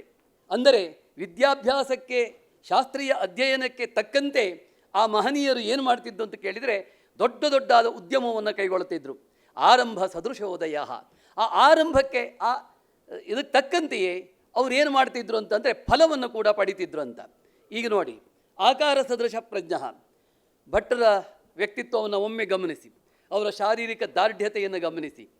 ದೊಡ್ಡ ಶರೀರದವರು, ಎತ್ತರವಾದ ನಿಲುವುಳ್ಳವರು, ಆಕರ್ಷಕವಾದ ಮುಖವುಳ್ಳವರು, ಸುಂದರವಾದ ಧ್ವನಿಯುಳ್ಳವರು. ಈ ನೆಲೆಯಲ್ಲಿ ಭಟ್ಟರು ಭವ್ಯವಾದ ಆಕಾರವನ್ನು ಹೊಂದಿದವರು. ಆ ಭವ್ಯವಾದ ಆಕಾರಕ್ಕೆ ತಕ್ಕಂತೆ ಪ್ರಜ್ಞೆ ಕೂಡ ಉಳ್ಳವರು. ಪ್ರಜ್ಞೆ ಅಂದರೆ ಬುದ್ಧಿಮತ್ತೆ ಅಂತ ಅರ್ಥ. ಆ ಬುದ್ಧಿಮತ್ತೆ ಎಲ್ಲರಿಗೂ ಬರುವುದಿಲ್ಲ. ಅದಕ್ಕೆ ತಕ್ಕಂತೆ ವಿದ್ಯಾಭ್ಯಾಸವನ್ನು ಕೂಡ ಭಟ್ಟರು ಮಾಡಿದವರು. ಅದಕ್ಕೆ ತಕ್ಕಂತೆ ಉದ್ಯಮವನ್ನು ಕೈಗೊಂಡವರು ಅಂತಂದರೆ ವಿಶ್ವವಾಣಿ ಪತ್ರಿಕೆಯನ್ನು ಅವರು 10 ವರ್ಷದ ಹಿಂದೆ ಆರಂಭಿಸಿದರು. ಈ ಅದಕ್ಕೂ ಮೊದಲು ಅವರು ಬೇರೆ ಬೇರೆ ಪತ್ರಿಕೆಗಳಲ್ಲಿ ಇರ್ತಿದ್ರು, ಅಲ್ಲಿಂದ ಹೊರಬರ್ತಿದ್ರು. ಕಾರಣ ಅವರ ಸ್ವತಂತ್ರ ಮನೋಭಾವಕ್ಕೆ, ಅವರ ವಿದ್ಯಾಭ್ಯಾಸದ ಉನ್ನತಿಗೆ ಅದು ಸಾಕಾಗ್ತಿರಲಿಲ್ಲ. ಅಂದರೆ ಅವರ ಸ್ವಾತಂತ್ರ್ಯಕ್ಕೆ ಭಂಗ ಬರ್ತಿತ್ತು. ಈ ನೆಲೆಯಲ್ಲಿ ನಾವು ಯೋಚನೆ ಮಾಡಬೇಕಾದದ್ದು, ಇಲ್ಲಿ ಆ ಭಂಗ ಬರುವಂಥ ಸಂದರ್ಭದಲ್ಲೆಲ್ಲ ಹೊರಗೆ ಬಂದರು. ವಿಶ್ವವಾಣಿಯನ್ನು ಸ್ವತಂತ್ರವಾಗಿ ಆರಂಭಿಸಿದರು. ಪಾಟೀಲ್ ಪುಟ್ಟಪ್ಪನವ್ರ ಹತ್ರ ಇದ್ದ ವಿಶ್ವವಾಣಿಯನ್ನು ಖರೀದಿ ಮಾಡಿದರು. ಆಗ ಎಸ್ ಎಲ್ ಭೈರಪ್ಪನವರು ಒಂದು ಮಾತನ್ನು ಹೇಳಿದರು, ಭಟ್ರೆ ಒಳ್ಳೆಯ ಕೆಲಸವನ್ನು ಮಾಡಿದಿರಿ ಅಂತ. ಇದು ನಾವು ನೆನಪಿಟ್ಕೊಳ್ಬೇಕಾದ್ದು. ಈ ಹೊತ್ತು ಅವರ ಪತ್ರಿಕೆಯಲ್ಲಿ ಅವರೇ ಸರ್ವತಂತ್ರ ಸ್ವತಂತ್ರರು. ಅರ್ಥ ಆಯ್ತಲ್ಲ? ಇನ್ನು ಇಷ್ಟು ಭಟ್ರ ಬಗ್ಗೆ ಆಯಿತು. ಒಂದು ವಿಷಯ 2 ಪಾಯಿಂಟ್ ಹೇಳಿ ನಾನು ಪುಸ್ತಕ ಪರಿಚಯಕ್ಕೆ ಬರ್ತೇನೆ. ಚೀಟಿ ಬಂದಾಗಿದೆ ನನಗೆ, ಅದು ನನಗೆ ಗೊತ್ತಿತ್ತು, ಅದು ಚೀಟಿ ಬಂದೇ ಬರ್ತದೆ ಅಂತ.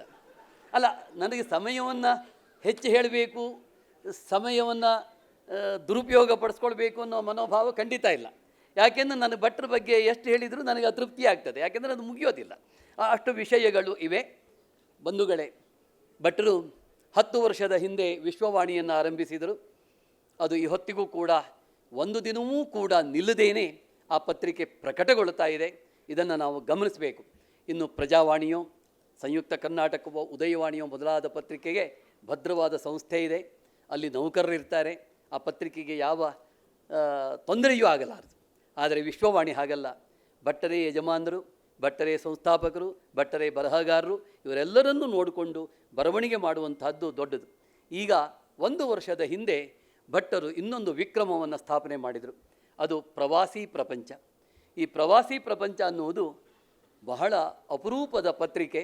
ಬಂಧುಗಳೇ, ಇಡೀ ಕರ್ನಾಟಕ ಅಷ್ಟೇ ಅಲ್ಲ, ಇಡೀ ಭಾರತವೇ ಹೆಮ್ಮೆ ಪಡಬಹುದಾದಂತಹ ಪ್ರವಾಸಿ ಪ್ರಪಂಚವನ್ನು ಭಟ್ಟರು ಆರಂಭಿಸಿದರು.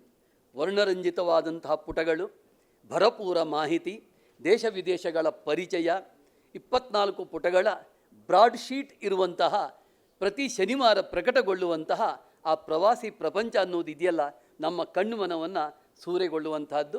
ಅದರ ಧ್ಯೇಯವಾಕ್ಯ ವಿಹಾರವೇ ವಿಶ್ವ ಅಂತ. ವಿಶ್ವವಾಣಿಯ ಧ್ಯೇಯವಾಕ್ಯ ವಿಶ್ವವೇ ವಿಶ್ವಾಸ, ವಿಶ್ವಾಸವೇ ವಿಶ್ವ ಅಂತ ಈ ರೀತಿ ಇಟ್ಟುಕೊಂಡು ಬರೀತಾರೆ.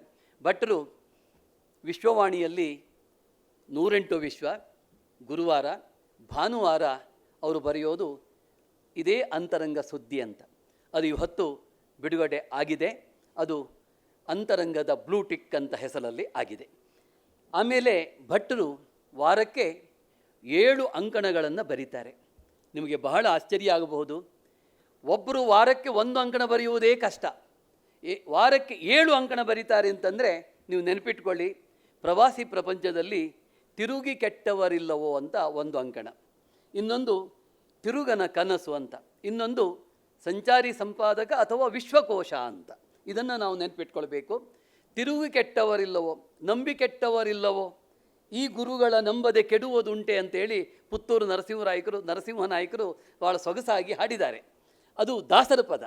ನಂಬಿ ಕೆಟ್ಟವರಿಲ್ಲೋ ಅನ್ನು ಇವರು ಪನ್ನು ಮಾಡಿದ್ದಾರೆ ಅಥವಾ ಬೇರೆ ರೀತಿಯಲ್ಲಿ ಬರೆದಿದ್ದಾರೆ.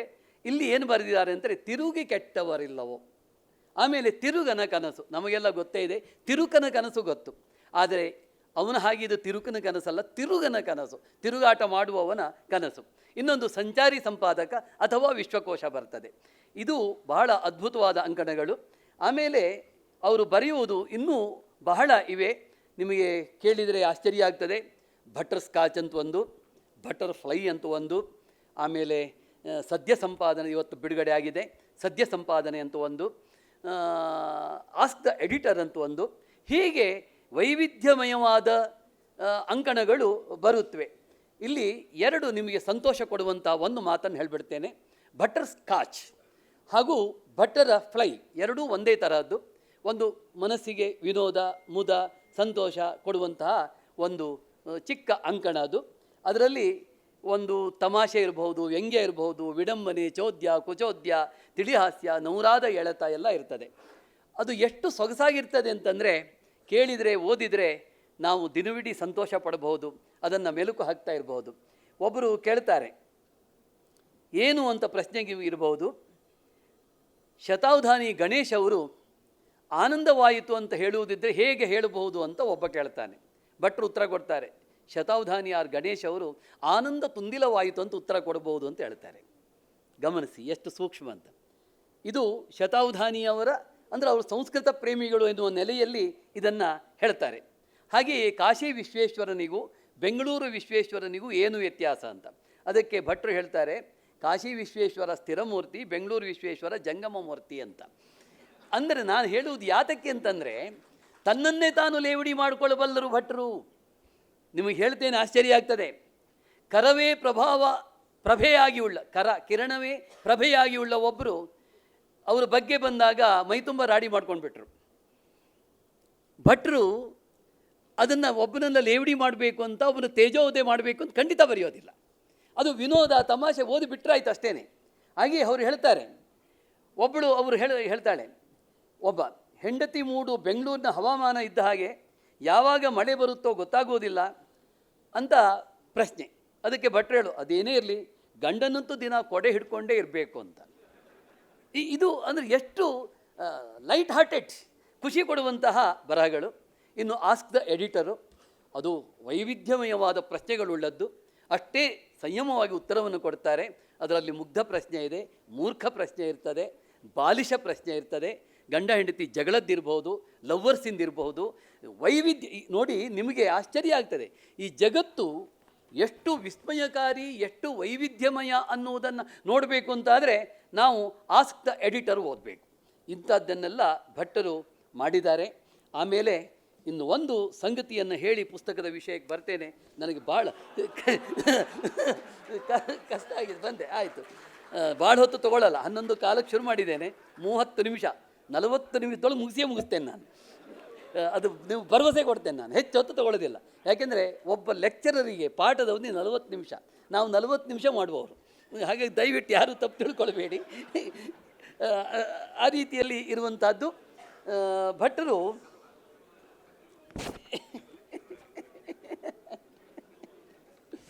ಇಲ್ಲಿ ಭಟ್ಟರದ್ದು ಒಂದು ವಿಶೇಷತೆಯನ್ನು ನಿಮಗೆ ಹೇಳಿಬಿಡ್ತೇನೆ ಕೇಳಿ. ಕನ್ನಡ ಪತ್ರಿಕಾರಂಗದಲ್ಲಿ ಯಾರೂ ಮಾಡದೇ ಇದ್ದಂತಹ ಒಂದು ಅದ್ಭುತ ಪ್ರಯೋಗವನ್ನು ಭಟ್ಟರು ಮಾಡಿದ್ದಾರೆ. ನಿಮಗೆ ಕೇಳಿದರೆ ಆಶ್ಚರ್ಯ ಆಗಬಹುದು. ನಮ್ಮ ಪತ್ರಿಕೆಗಳಲ್ಲಿ ಹೊಸ ರುಚಿ ಅಂತಲೋ ಇನ್ಯಾವುದೋ ರಂಗೋಲಿ ಅಂತಲೋ ಇವುಗಳಿಗೆ ಸಂಬಂಧಪಟ್ಟಂಥ ಬೇಕಾದಷ್ಟು ಅಂಕಣಗಳು ಬರುತ್ತವೆ. ಆದರೆ ಭಟ್ಟರ ವಿಶ್ವವಾಣಿಯಲ್ಲಿ ಒಂದು ಅಂಕಣ ಕೆಲವು ವರ್ಷಗಳ ಹಿಂದೆ, ಅಂದರೆ ವಿಶ್ವವಾಣಿ ಆರಂಭವಾದ ಹಂತದಲ್ಲಿ ಬಂತು. ಅದು ಏನಪ್ಪ ಅಂತ ಕೇಳಿದರೆ ಅದರ ತಲೆಬರಹ ಕುಡಿಯೋಣು ಬಾರ ಅಂತ. ದ.ರಾ. ಬೇಂದ್ರೆಯವರು ಕುಣಿಯೋಣು ಬಾರ ಅಂತ ಹೇಳಿದರು. ಆದರೆ ವಿಶ್ವೇಶ್ವರ ಭಟ್ಟರು ಕುಡಿಯೋಣು ಬಾರ ಅಂತ ಒಂದು ಅಂಕಣವನ್ನು ಬರೆದರು. ಆದರೆ ವಿಶ್ವೇಶ್ವರ ಭಟ್ಟ ಎಂಬ ಹೆಸರಲ್ಲಿ ಬರ್ತಿರಲಿಲ್ಲ, ಅದು ಗುಂಡಾ ಭಟ್ಟ ಎಂಬ ಹೆಸರಲ್ಲಿ ಬರ್ತಿತ್ತು. ಇದನ್ನು ಓದಿದವರು ಭಟ್ಟರು ಹೇಳಿದರು, ನಾನು ಭಟ್ರೆ ಆ ಅಂಕಣ ಬರವನ್ನು ಪುಸ್ತಕ ಮಾಡಲಿಲ್ಲ, 1 ವರ್ಷ ಹಾಗೆ ಇಟ್ಟುಬಿಟ್ಟೆ, ಆಮೇಲೆ ಧೈರ್ಯ ಮಾಡಿ ಪ್ರಕಾಶನ ಮಾಡಿದ್ದೇನೆ ಅಂತಂದರು. ಅದೀಗ ಕುಡಿಯೋಣು ಬಾರ ಎಂಬ ಹೆಸರಲ್ಲಿ ಆ ಪುಸ್ತಕ ಬಂದಿದೆ. ಅದು ಈ ಕುಡಿಯೋಣು ಬಾರದಲ್ಲಿ ನಿಮಗೆ ಹೇಳಿದರೆ ಆಶ್ಚರ್ಯ ಆಗ್ತದೆ. ಡಾಕ್ಟರ್ ಗಿರೀಶ್ ಕಾರ್ನಾಡ್ರು ಹೇಳಿದ್ರಂತೆ, ಭಟ್ರೆ ಇಲ್ಲಿ ಕುಡಿಯೋವರಿಗೆ ಒಂದು ಗಿಫ್ಟ್ ಕೊಟ್ಟಿದ್ದೀರಿ, ಅವರಿಗೆ ಒಂದು ನ್ಯಾಯ ಒದಗಿಸಿದ್ದೀರಿ. ನೀವು ಕನ್ನಡ ಯಾವ ಪತ್ರಿಕೆಯಲ್ಲೂ ಕೂಡ ಡ್ರಿಂಕ್ಸ್ ಬಗ್ಗೆ ಮಾಹಿತಿಯನ್ನು ಕೊಡುವುದಿಲ್ಲ, ನೀವು ಕೊಡ್ತಾ ಇದ್ದೀರಿ. ಆ ಗುಂಡಾ ಭಟ್ರಿಗೆ ಅಭಿನಂದನೆ ಹೇಳಿ ಅಂತ ಕಾರ್ನಾಡ್ರು ಹೇಳಿದ್ರಂತೆ. ಆಮೇಲೆ ಧಾರವಾಡದಲ್ಲಿ ಸಿಕ್ಕಿದ ಚನ್ವೀರ್ ಕಣಿವೆ ಹೇಳಿದ್ರಂತೆ ಭಟ್ರನ್ನು ಕಂಡು, ಭಟ್ರೆ ನೋಡಿ ಗುಂಡಾ ಭಟ್ಟನ್ನು ಒಂದು ಅಂಕಣ ಅಂತ ಬರ್ತಿತ್ತು, ಅದೀಗ ನಿಂತು ಹೋಗಿದೆ, ಅದು ಯಾಕೆ ನಿಂತಿದೆ ಅಂತ ಗೊತ್ತಿಲ್ಲ, ತುಂಬ ಸೊಗಸಾಗಿ ಬರ್ತಿತ್ತು, ಭಾಳ ಚೆನ್ನಾಗಿ ಬರ್ತಿತ್ತು, ನಾನು ಅದನ್ನು ಓದ್ತಾ ಇದ್ದೇನೆ, ಆ ಗುಂಡಾ ಭಟ್ರಿಗೆ ಒಂದು ಅಭಿನಂದನೆ ಹೇಳಿ ಅಂತ ಹೇಳಿದ್ರಂತೆ. ಅವ್ರು ಹೇಳ್ತಾರೆ, ವೈಎನ್ಕೆ ಅವ್ರು ಹೇಳ್ತಾರೆ, ಈ ಡ್ರಿಂಕ್ಸ್ ಬಗ್ಗೆ ಬರೆಯುವಾಗ ಅವ್ರು ಕುಡಿಯೋರೇ ಆಗಿರಬೇಕು ಅಂತ ಏನೂ ಇಲ್ಲ, ಕುಡಿದೇ ಇದ್ದವನು ಬರಿಬಹುದು, ಅಲ್ಲ ಆಸಕ್ತಿ ಇದ್ದರಾಯಿತು ಅಂತ. ಭಟ್ರು ಅದರಲ್ಲಿ ಆಸಕ್ತಿ ಇದ್ದು, ನಿಮಗೆ ಹೇಳ್ತೇನೆ, ನಮ್ಮ ಭಾರತದಲ್ಲಿ ನನಗೆ ಗೊತ್ತಿಲ್ಲ, ಕರ್ನಾಟಕದಲ್ಲಿ ಒಂದು 25-30 ಬ್ರ್ಯಾಂಡ್ ಇದೆಯಂತೆ, ಯಾವುದು ಬೀರಿಂದು. ಹೊರದೇಶಗಳಲ್ಲಿ 250-300 ಬ್ರ್ಯಾಂಡ್ಗಳಿವೆ ಅಂತ ಬರೀತಾರೆ.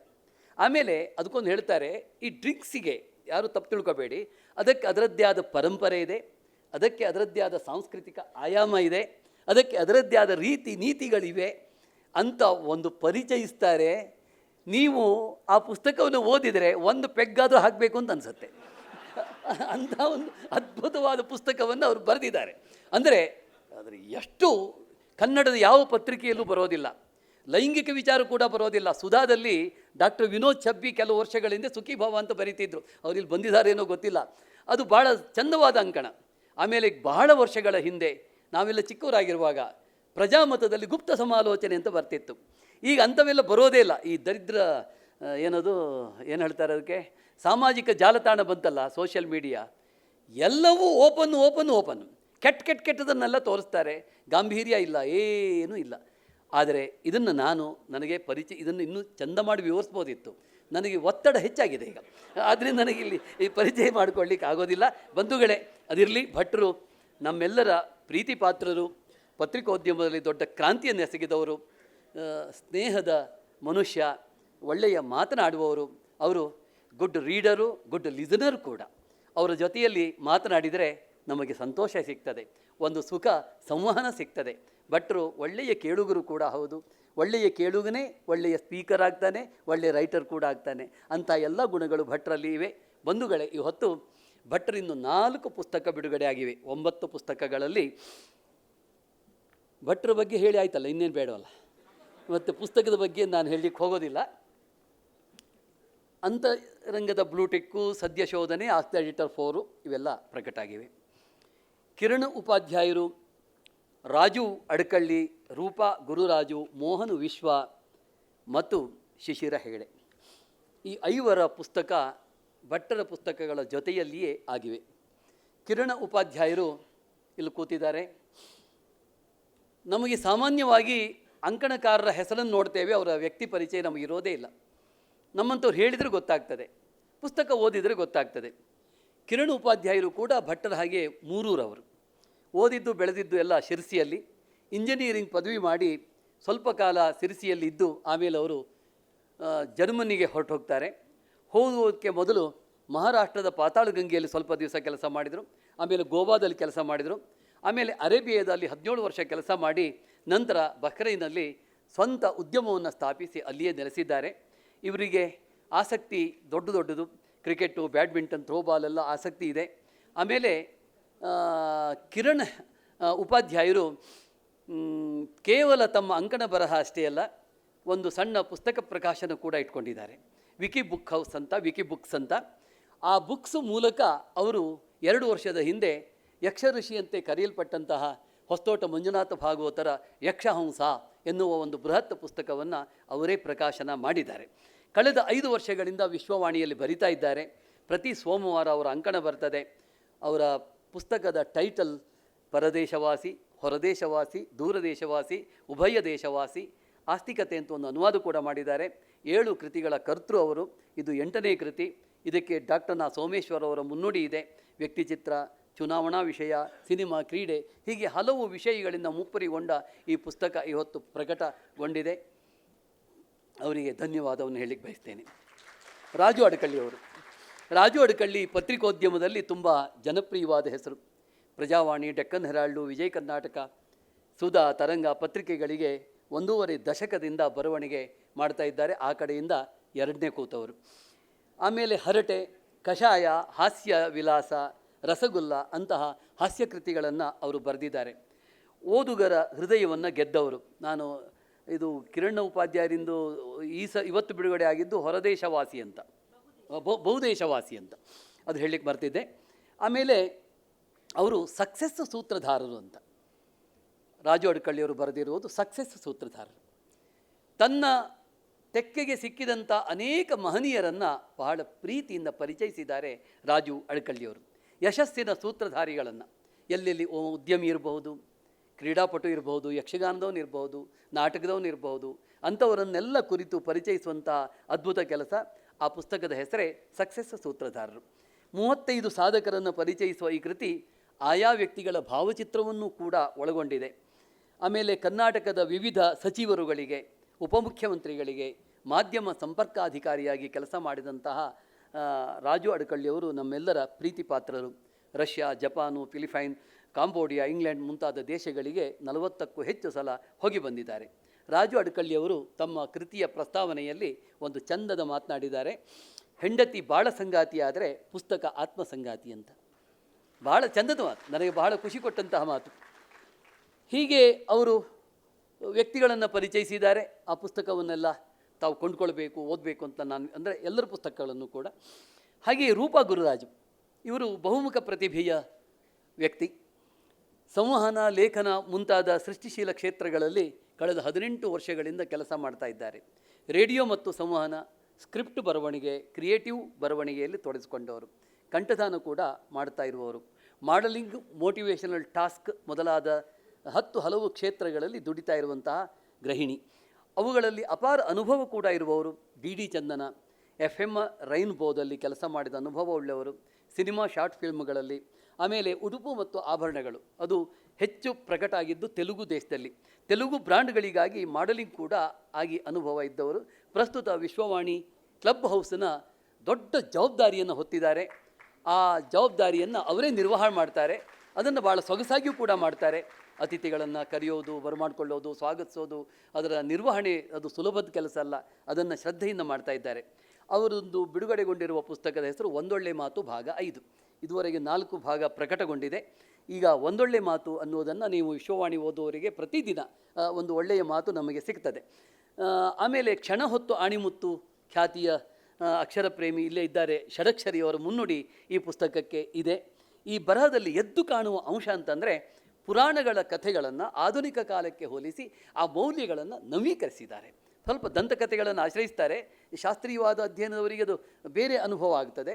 ದಂತಕಥೆಗಳಿಗೆ ಆದ್ಯತೆ ಕೊಟ್ಟರೂ ಕೂಡ ಅಲ್ಲಿ ಒಂದು ಮೌಲ್ಯ, ಒಂದು ನೀತಿ, ಒಂದು ಸಂದೇಶ ಇದ್ದೇ ಇರ್ತದೆ.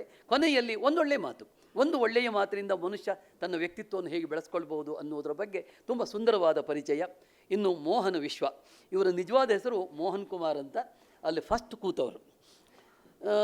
ಇವರು ಓದುಗರಿಗೆ ಮೋಹನ ವಿಶ್ವ ಅಂತಲೇ ಪರಿಚಿತರು. ಪ್ರಾಯ ಇದು ಮೋಹನನ ವಿಶ್ವ, ಷಷ್ಠಿ ತತ್ಪುರುಷ ಸಮಾಸ, ಮೋಹನಸ್ಯ ವಿಶ್ವ. ಈ ಮೋಹನನ ವಿಶ್ವ ಆದ್ದರಿಂದ ಅದು ಮೋಹನ ವಿಶ್ವ ಅಂತ ಇಟ್ಕೊಂಡಿರ್ಬೋದು, ಅಥವಾ ವಿಶ್ವವಾಣಿಯಲ್ಲಿ ಅವರು ಬರಹ ಮಾಡ್ತಾ ಇದ್ದದ್ರಿಂದ ಅದು ಮೋಹನ ವಿಶ್ವ ಅಂತ ಆಗಿರ್ಬೋದು. ಇವರು ಅಪ್ಪಟ ರಾಷ್ಟ್ರವಾದಿ, ರಾಷ್ಟ್ರಭಕ್ತ ಹೇಳ್ಬೋದಲ್ಲ, ರಾಷ್ಟ್ರಭಕ್ತ ಅಂತ. ಯಾಕೆಂದರೆ ರಾಷ್ಟ್ರಭಕ್ತ ಅಂತ ಹೇಳಲಿಕ್ಕೆ ಭಯ ಆಗ್ತದೆ, ಅಂಥ ಒಂದು ಕಾಲಘಟ್ಟದಲ್ಲಿ ನಾವು ಬದುಕ್ತಾ ಇದ್ದೇವೆ. ಹಾಗಾಗಿ ಒಬ್ಬ ರಾಷ್ಟ್ರವಾದಿ, ರಾಷ್ಟ್ರಭಕ್ತ, ಸತ್ಯ ಸಂಶೋಧಕ, ವೃತ್ತಿಯಲ್ಲಿ ಇವರು ಚಾರ್ಟರ್ಡ್ ಅಕೌಂಟೆಂಟ್. ಕಳೆದ 15 ವರ್ಷಗಳಿಂದ ತಮ್ಮದೇ ಸಂಸ್ಥೆಯಲ್ಲಿ ಇದ್ದು ಕಾರ್ಯನಿರ್ವಾಹ ಮಾಡ್ತಾ ಇರುವವರು. ಬಹುರಾಷ್ಟ್ರೀಯ ಕಂಪನಿಗಳಿಗೆ, ಬ್ಯಾಂಕುಗಳಿಗೆ, ವಿಮೆ ಕಂಪನಿಗಳಿಗೆ, ಗಣ್ಯ ವ್ಯಕ್ತಿಗಳಿಗೆ, ಹೀಗೆ ಹಲವರಿಗೆ ಆರ್ಥಿಕ ಸಲಹೆಗಾರರಾಗಿ 500ಕ್ಕೂ ಹೆಚ್ಚು ಅಂಕಣಗಳನ್ನು ಅವರು ಬರೆದಿದ್ದಾರೆ. ಕನ್ನಡಪ್ರಭ ಮತ್ತು ವಿಶ್ವವಾಣಿ ಎಲ್ಲದರಲ್ಲಿಯೂ ಕೂಡ. ವೀಕೆಂಡ್ ವಿತ್ ಮೋಹನ್ ಅಂತ ಪ್ರತಿ ಶನಿವಾರ ಅದು ಪ್ರಕಟಗೊಳ್ಳುತ್ತದೆ. ಲೋಕಾರ್ಪಣೆಗೊಂಡ ಇವರ ಕೃತಿಯ ಹೆಸರು ಕಾಲದ ಕನ್ನಡಿ, ವಿಚಾರಗಳೇ ಆಯುಧವಾದಾಗ. ಭಾಳ ಸೊಗಸು ಕ್ಯಾಪ್ಷನ್, ವಿಚಾರಗಳೇ ಆಯುಧವಾದಾಗ ಅಂದರೆ ಇದೆಯಲ್ಲ. DV ಗುಂಡಪ್ಪನವರು ಧರ್ಮದ ಬಗ್ಗೆ ಹೇಳುವಾಗ ಹೇಳ್ತಾರೆ, ಧರ್ಮ ಎನ್ನುವುದು ಬರೀ ಕೇವಲ ಹೆಂಗರಳು ಮಾತ್ರವಲ್ಲ, ಅದು ಭೈರವ ತಾಂಡವ ಆಡತಕ್ಕದ್ದು, ಹಾಲಾಹಲ ವಿಷಪಾನ ಮಾಡುವಂತಹದ್ದು, ಅದಕ್ಕೆ ವೀರ್ಯ ತೇಜಸ್ಸು ಇದೆ ಅಂತ ಹೇಳ್ತಾರೆ. ಹಾಗೆಯೇ ಮೋಹನ ವಿಶ್ವ ಅವರಿಂದು ವಿಚಾರಗಳೇ ಆಯುಧವಾದಾಗ ಇಲ್ಲಿ ಲೇಖಕರ ಮಾತಲ್ಲಿ ಭಾಳ ಚಂದದ ಮಾತನ್ನಾಡಿದ್ದಾರೆ. ಅವ್ರು ಹೇಳ್ತಾರೆ, ನಾವು ಬದುಕುತ್ತಿರುವ ಯುಗ ಮಾಹಿತಿಯ ಯುಗ, ಆದರೆ ಇದು ಮಾಹಿತಿಯ ಸಮೃದ್ಧಿಯ ಯುಗವಾಗಿದ್ದರೂ ಕೂಡ ಅಲ್ಲಲ್ಲಿ ಸತ್ಯದ ಕೊರತೆ ಎದ್ದು ಕಾಣಿಸ್ತದೆ ಅಂತ ಹೇಳ್ತಾರೆ. ಅದು ಹೌದು, ಯುಗ ಮಾಹಿತಿ ಬಂದು ಸತ್ಯ ಎಲ್ಲಿದೆ ಅಂತ ನಾವು ಹುಡುಕಬೇಕು. ಆದರೆ ಮೋಹನ ವಿಶ್ವ ಮಾಡ್ತಾ ಇರುವುದು ಏನು ಅಂತ ಕೇಳಿದರೆ, ಅವರು ಸತ್ಯದ ಶೋಧಕರು. ಸತ್ಯವನ್ನು ದಬಾಯಿಸ್ತಾರೆ, ಕಹಿಯಾದರೂ ಚಿಂತೆ ಇಲ್ಲ, ಅದನ್ನು ಹೇಳುವಂಥ ತಾಕತ್ತು ಉಳ್ಳವರು. ಸ್ವಾಮಿ ವಿವೇಕಾನಂದರು, ಸಾವರ್ಕರು, ಅಂಬೇಡ್ಕರು, ಹೀಗೆ ಅನೇಕ ಮಹನೀಯರ ಚಿತ್ರಗಳನ್ನು ಅದ್ಭುತವಾಗಿ ಕಟ್ಟಿಕೊಡ್ತಾರೆ. ಈಗ ಶಿಶಿರ ಹೆಗಡೆಯವರು ವಸಂತ ಋತುವಿನಿಂದ ಆರಂಭಿಸಿದರೆ, ವಿಶ್ವೇಶ್ವರ ಭಟ್ರು ವಸಂತ ಋತು ಅಂತ ಇಟ್ಕೊಂಡ್ರೆ, ಈ ಶಿಶಿರ ಹೆಗಡೆ ಕೊನೆಯ ಋತು. ಆ ಶಿಶಿರಕ್ಕೆ ಕಾಂತಿ ಪ್ರಭೆ ಕಡಿಮೆ, ಆದರೆ ಅದು ಭಾಳ ಜೋರಿದೆ. ಅದು ನೀವು ಶಿಶಿರ ಋತು ನೋಡಿ, ಎಲ್ಲ ಮರಗಳ ಎಲೆಗಳೆಲ್ಲ ಉದುರು ಹೋಗಿ ಅಲ್ಲಿ ಏನೂ ಇರೋದಿಲ್ಲ, ಬೋಳಾಗಿರ್ತದೆ. ಆದರೆ ಅದು ವಸಂತ ಋತುವಿಗೆ ತನ್ನ ಸಿದ್ಧತೆಯನ್ನು ಮಾಡಿಕೊಳ್ತಾ ಇರ್ತದೆ. ಹಾಗೆಯೇ ಶಿಶಿರ ಹೆಗಡೆಯವರು ಹೊಸ ಬರವಣಿಗೆಗೆ ಸಿದ್ಧತೆ ಮಾಡಿಕೊಳ್ತಾ ಇರುವಂಥ ಮಹನೀಯರು. ಇವರು ಕೂಡ ಮೂರೂರವರು. ಈ ಮೂರೂರಿಗೆ 3 ಊರು ಸಾಕಾಗೋದಿಲ್ಲ, 100 ಊರು ಬೇಕಾಗ್ತದೆ. ಈ ಶಿಶಿರ ಹೆಗಡೆ ಕೂಡ ಅಮೇರಿಕಾದಲ್ಲಿರುವವರು. ಅವರು ಏನು ಅಂತಂದರೆ, ವಿಶ್ವೇಶ್ವರ ಭಟ್ರಂತೆ ಇವರು ಬಹಳ ಬರಹವನ್ನು ಮಾಡ್ತಾ ಇರುವವರು. ಹುಬ್ಬಳ್ಳಿಯಲ್ಲಿ ವಿದ್ಯಾಭ್ಯಾಸ ಮಾಡಿದವರು. ಕಂಪ್ಯೂಟರ್ ಸೈನ್ಸ್ ಇಂಜಿನಿಯರಿಂಗ್ನಲ್ಲಿ ಪದವಿಯನ್ನು ಪಡೆದವರು. ಅಮೇರಿಕಾ ಬಹುರಾಷ್ಟ್ರೀಯ ಕಂಪನಿಯೊಂದರಲ್ಲಿ IT ನಿರ್ದೇಶಕರಾಗಿ ಕೆಲಸ ಮಾಡ್ತಾ ಇದ್ದಾರೆ. 15 ವರ್ಷಗಳಿಂದ ಶಿಕಾಗೋದ ಬೋಲಿಂಗ್ ಬ್ರೂಕ್ನಲ್ಲಿ ತಮ್ಮ ಹೆಂಡತಿ ಮಗುವಿನೊಂದಿಗೆ ವಾಸ ಮಾಡ್ತಾ ಇದ್ದಾರೆ. ಯಕ್ಷಗಾನವನ್ನು ಶಾಸ್ತ್ರೀಯವಾಗಿ ಅಧ್ಯಯನ ಮಾಡಿದವರು, ವೇಷ ಹಾಕಿದವರು. ಇವತ್ತು ಬಿಡುಗೊಂಡ ಅವರ ಕೃತಿಯ ಹೆಸರು ಶಿಶಿರ ಕಾಲ 3 ಅಂತ, ಭಾಗ 3. ಇವರು ಕೃತಿಯ ಬಗ್ಗೆ ನಾನು ಹೇಳುವುದಕ್ಕಿಂತ ಅವರು ಕೃತಿಯ ಬಗ್ಗೆ ಏನು ಹೇಳಿದ್ದಾರೆ ಅಂತ ಹೇಳಿಬಿಟ್ರೆ ಅದು ಎಲ್ಲವನ್ನೂ ಹೇಳಿದಂತೆ ಆಗ್ತದೆ ಅಂತ ನನ್ನ ಭಾವನೆ. ಗಡಿಬಿಡಿಯಲ್ಲಿ ಓದುವವರಿಗೆ ಇದು ಅಲ್ಲ. ಆಮೇಲೆ ಒಂದು ಸಾಲಿನ ಉತ್ತರ ಸಾಕು ಎನ್ನುವವರಿಗೆ ನನ್ನ ಪುಸ್ತಕ ಅಲ್ಲ. ಬದುಕನ್ನು ಅರ್ಥ ಮಾಡಿಕೊಳ್ಳುವ ಎಷ್ಟೋ ಕೀಲಿಕೈಗಳು ಇವೆ, ಒಂದು 100 ಕೀಲಿಕೈಗಳಿವೆ. ಕೀಲಿಕೈ ತೊಗೊಳ್ಬೇಕು, ತಿರುಗಿಸ್ಬೇಕು, ಓಪನ್ ಮಾಡಬೇಕು, ಆಮೇಲೆ ಓದಬೇಕು. ಅಷ್ಟು ಕೆಲಸವನ್ನು ಅವ್ರು ಮಾಡಿದ್ದಾರೆ. ನಾನು ಗಮನಿಸಿದಂತೆ ಈಗ ಹೇನುಗಳಿಗೆ, ಈ ತಲೆ ಮೇಲಿರುವ ಹೇನು, ನನಗಂತೂ ಇಲ್ಲಿಗೆ ಸಾಧ್ಯವೇ ಇಲ್ಲ ಬಿಡಿ, ಈ ಹೇನುಗಳು ಇರ್ತದಲ್ಲ, ಆ ಹೇನುಗಳಿಗೆ ವಿನಾಶಕಾಲ ಬಂದುಬಿಟ್ಟಿದ್ದು ಅಂತ ಕೇಳ್ತಾರೆ. ಮರಗಳಿಗೆ ಹಾರ್ಟ್ ಅಟ್ಯಾಕ್ ಆಗೋದಿಲ್ವ ಅಂತ ಕೇಳ್ತಾರೆ. ಹೀಗೆ ನಮ್ಮನ್ನು ಆ ಕೂಡಲೇ ವಿಚಾರಕ್ಕೆ ಎಳೆಯುವ, ಅಧ್ಯಯನ ಮಾಡಬಹುದಾದಂಥ ಅನೇಕ ಒಳ್ಳೊಳ್ಳೆಯ ಲೇಖನಗಳನ್ನು ಅವರು ಬರಿತಾ ಇರುವವರು, ಬೆರಗು ಕುತೂಹಲ ಉಳಿಸ್ಕೊಂಡವರಿಗೆ ತನ್ನ ಪುಸ್ತಕ ಅಂತ ಹೇಳ್ತಾ ಇದ್ದಾರೆ. ಒಟ್ಟು 45 ನಿಮಿಷ ಏನೋ ಆಗೋಯ್ತು, ಕ್ಷಮಿಸಿ ನನ್ನನ್ನು. ನನಗೆ ಗೊತ್ತಿತ್ತು, ಭಟ್ರ ಹತ್ರ ಹೇಳಿದ್ದೆ ನಾನು, ಭಟ್ರೆ ನನಗೆ ಕಷ್ಟ ಆಗ್ತದೆ, ನಾನು ಏನು ಮಾಡೋದು ಗೊತ್ತಾಗೋದಿಲ್ಲ, ಆದಷ್ಟು ಪ್ರಯತ್ನ ಮಾಡ್ತೇನೆ ಅಂತ ಹೇಳಿದ್ದೇನೆ. ಬಂಧುಗಳೇ, ವಿಶ್ವೇಶ್ವರ ಭಟ್ರು ನನ್ನ ಮೇಲಿನ ಪ್ರೀತಿಯಿಂದ ಇಲ್ಲಿ ಕರೆಸಿ ಸಾವಿರಾರು ಜನರ ಸಮ್ಮುಖದಲ್ಲಿ ನನಗೆ ಮಾತಾಡಲಿಕ್ಕೆ ಅವಕಾಶ ಕೊಟ್ಟರು. ನಿಮಗೆ ಕೊನೆಯದಾಗಿ ಒಂದೇ ಒಂದು ಮಾತು, ಈ ಸಭೆಯನ್ನು ನೋಡಿದಾಗ ನನ್ನ ಮನಸ್ಸಿಗಾದ ಫೀಲಿಂಗನ್ನು ಹೇಳ್ಕೊಳ್ತೇನೆ. ಈ ಸಭೆ ಎಂಥ ಅದ್ಭುತವಾದ ಸಭೆ ಅಂದರೆ, ಇಂಥ ಸಭೆಗಳೇ ಇವತ್ತು ಅಪರೂಪ ಆಗಿದೆ. ಒಬ್ಬ ಪತ್ರಿಕಾ ಸಂಪಾದಕನಿಗೆ ಇಷ್ಟೊಂದು ಓದುಗರು, ಇಷ್ಟೊಂದು ಅಭಿಮಾನಿಗಳು ಬರ್ತಾರೆ ಅಂತಾದರೆ ಆತನಿಗೆ ನಿಜವಾಗಲೂ ತಾರಾವರ್ಚಸ್ಸು ಇದೆ ಅಂತಲೇ ಅರ್ಥ.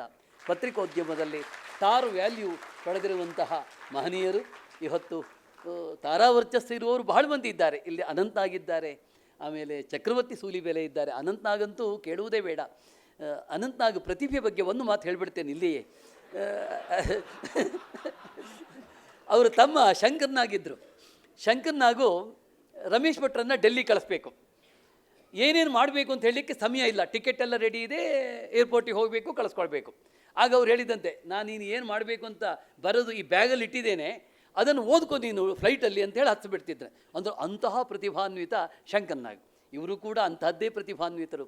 ಅವರ ಬಯಲುದಾರಿ ಇರ್ಬೋದು, ನೋಡಿ ಸ್ವಾಮಿ ನಾವು ವಿರೋಧಿ ಹೀಗೆ ಇರ್ಬೋದು, ಎಂತೆಂತಹ ಸಿನಿಮಾಗಳಲ್ಲಿ ಅವರು ಸುಮ್ಮನೆ ಬಂದು ನಿಂತರೆ ಸಾಕು, ಅದು ಅಭಿನಯ ಆಗಿರ್ತದೆ, ಅದು ದೈವೀದತ್ತವಾದಂಥ ಶರೀರವಾದ ಕೊಡುಗೆ ಅವರು. ಇನ್ನು ಚಕ್ರವರ್ತಿ ಸೂಲಿಬೆಲೆಯವರು ಮಹಾರಾಷ್ಟ್ರವಾದಿ, ಮಹಾಚಿಂತಕ, ನಮ್ಮನ್ನು ಜಾಗೃತಗೊಳಿಸುವ ಅನೇಕ ವಿಷಯಗಳನ್ನು ಅವರು ಸುಂದರವಾಗಿ ಪ್ರತಿಪಾದಿಸಬಲ್ಲರು. ನೋಡಿ, ನಾನು ಚಕ್ರವರ್ತಿ ಬಗ್ಗೆನೂ ಒಂದು ಅರ್ಧ ಗಂಟೆ ಮಾತಾಡಬಲ್ಲೆ, ಅನಂತ ಬಗ್ಗೆಗೂ ಮಾತಾಡಬಲ್ಲೆ, ನಿಮ್ಮ ಬಗ್ಗೆ ರೂಪಾರ ಬಗ್ಗೆ. ಬಂಧುಗಳೇ, ಈ ಸಭೆ ನೋಡಿ ಎಷ್ಟು ಚೆಂದ ಇದೆ ಅಂದರೆ, ಗಾಂಭೀರ್ಯಂ ಜಲದೋ ಸ್ಥಿರತ್ವಮಚಲೇ ತೇಜೋಧಿಕಂ ಭಾಸ್ಕರೇ ಶೌರ್ಯಂ ಶಾಂತನವೇ ನಯಸ್ಸುರಗುರೋ ತ್ಯಾಗಸ್ತು ಸೂರ್ಯಾತ್ಮಜೆ ಏಕೈಕೋ ಗುಣ ಏವತೇಷು ನಿಹಿತೋ ಯುಷ್ಮಾಸು ಸರ್ವೇ ಗುಣಾಸ್ತಿಷ್ಠಂತ್ಯೇವ ಧರಾಮರಾನ್ ಹರಿಪರಾನ್ ಕಸ್ತೋತು ಮೀಶಃ ಕ್ಷತೌ. ನಮ್ಮ ಹವ್ಯಕರಲ್ಲಿ ದಿಬ್ಬಣ ಬಂದು ಕೂಡಲೇ ಸಭಾಪೂಜೆ ಮಾಡುವಂಥ ಸಂಪ್ರದಾಯ ಇದೆ. ಆಗ ಪುರೋಹಿತರು ಇದನ್ನು ಹೇಳ್ತಾರೆ, ಗಾಂಭೀರ್ಯಂ ಜಲದೋ. ಈ ಸಭೆಯ ಗಾಂಭೀರ್ಯ ಹೇಗಿದೆ ಅಂತ ಕೇಳಿದರೆ, ಸಮುದ್ರದಂತೆ ಅಕ್ಷೋಭ್ಯವಾಗಿದೆಯಂತೆ, ಅಷ್ಟು ದೊಡ್ಡದಾದ ಸಭೆ. ಸ್ಥಿರತ್ವ ಮಚಲೆ, ಈ ಸಭೆಯ ಸ್ಥೈರ್ಯ ಸ್ಥಿರತ್ವ ಹೇಗಿದೆ ಅಂದರೆ ಪರ್ವತದಂತೆ ಇದೆ ಅಂತ. ತೇಜಸ್ಸಿನಲ್ಲಿ ಭಾಸ್ಕರೇ, ತೇಜೋಧಿಕಂ ಭಾಸ್ಕರೇ, ಭಾಸ್ಕರನ ತೇಜಸ್ಸನ್ನು ಮೀರಿಸುವ ರೀತಿಯಲ್ಲಿ. ಶೌರ್ಯಂ ಶಾಂತನವೇ, ಈ ಸಭೆ ಶೌರ್ಯದಲ್ಲಿ ಹೇಗಿದೆ ಅಂತ ಕೇಳಿದರೆ ಭೀಷ್ಮನಂತೆ ಇದೆಯಂತೆ. ನಯ ಸುರಗುರವ್, ನೀತಿಯಲ್ಲಿ ಬೃಹಸ್ಪತಿಯಂತೆ ಇದೆಯಂತೆ, ತ್ಯಾಗದಲ್ಲಿ ಕರ್ಣನಂತೆ ಇದೆಯಂತೆ. ಇಂತಹ ಮಹನೀಯರನ್ನು ವರ್ಣಿಸುವುದಕ್ಕೆ ಕಹ ಈಶಃ, ಯಾರು ತಾನೇ ಸಮರ್ಥ ಅಂತ ಕೇಳ್ತಾನೆ ಅವನು. ಅಂಥ ಒಂದು ಸಭೆಯಲ್ಲಿ 4 ಮಾತುಗಳನ್ನು ಆಡಿದ್ದೇನೆ. ನನ್ನ ಸಮಯ ಹೆಚ್ಚು ತಗೊಂಡಿದ್ದಕ್ಕೆ ದಯವಿಟ್ಟು ಕ್ಷಮಿಸಿ. ನಿಮಗೆಲ್ಲರಿಗೂ ವಂದನೆಗಳು.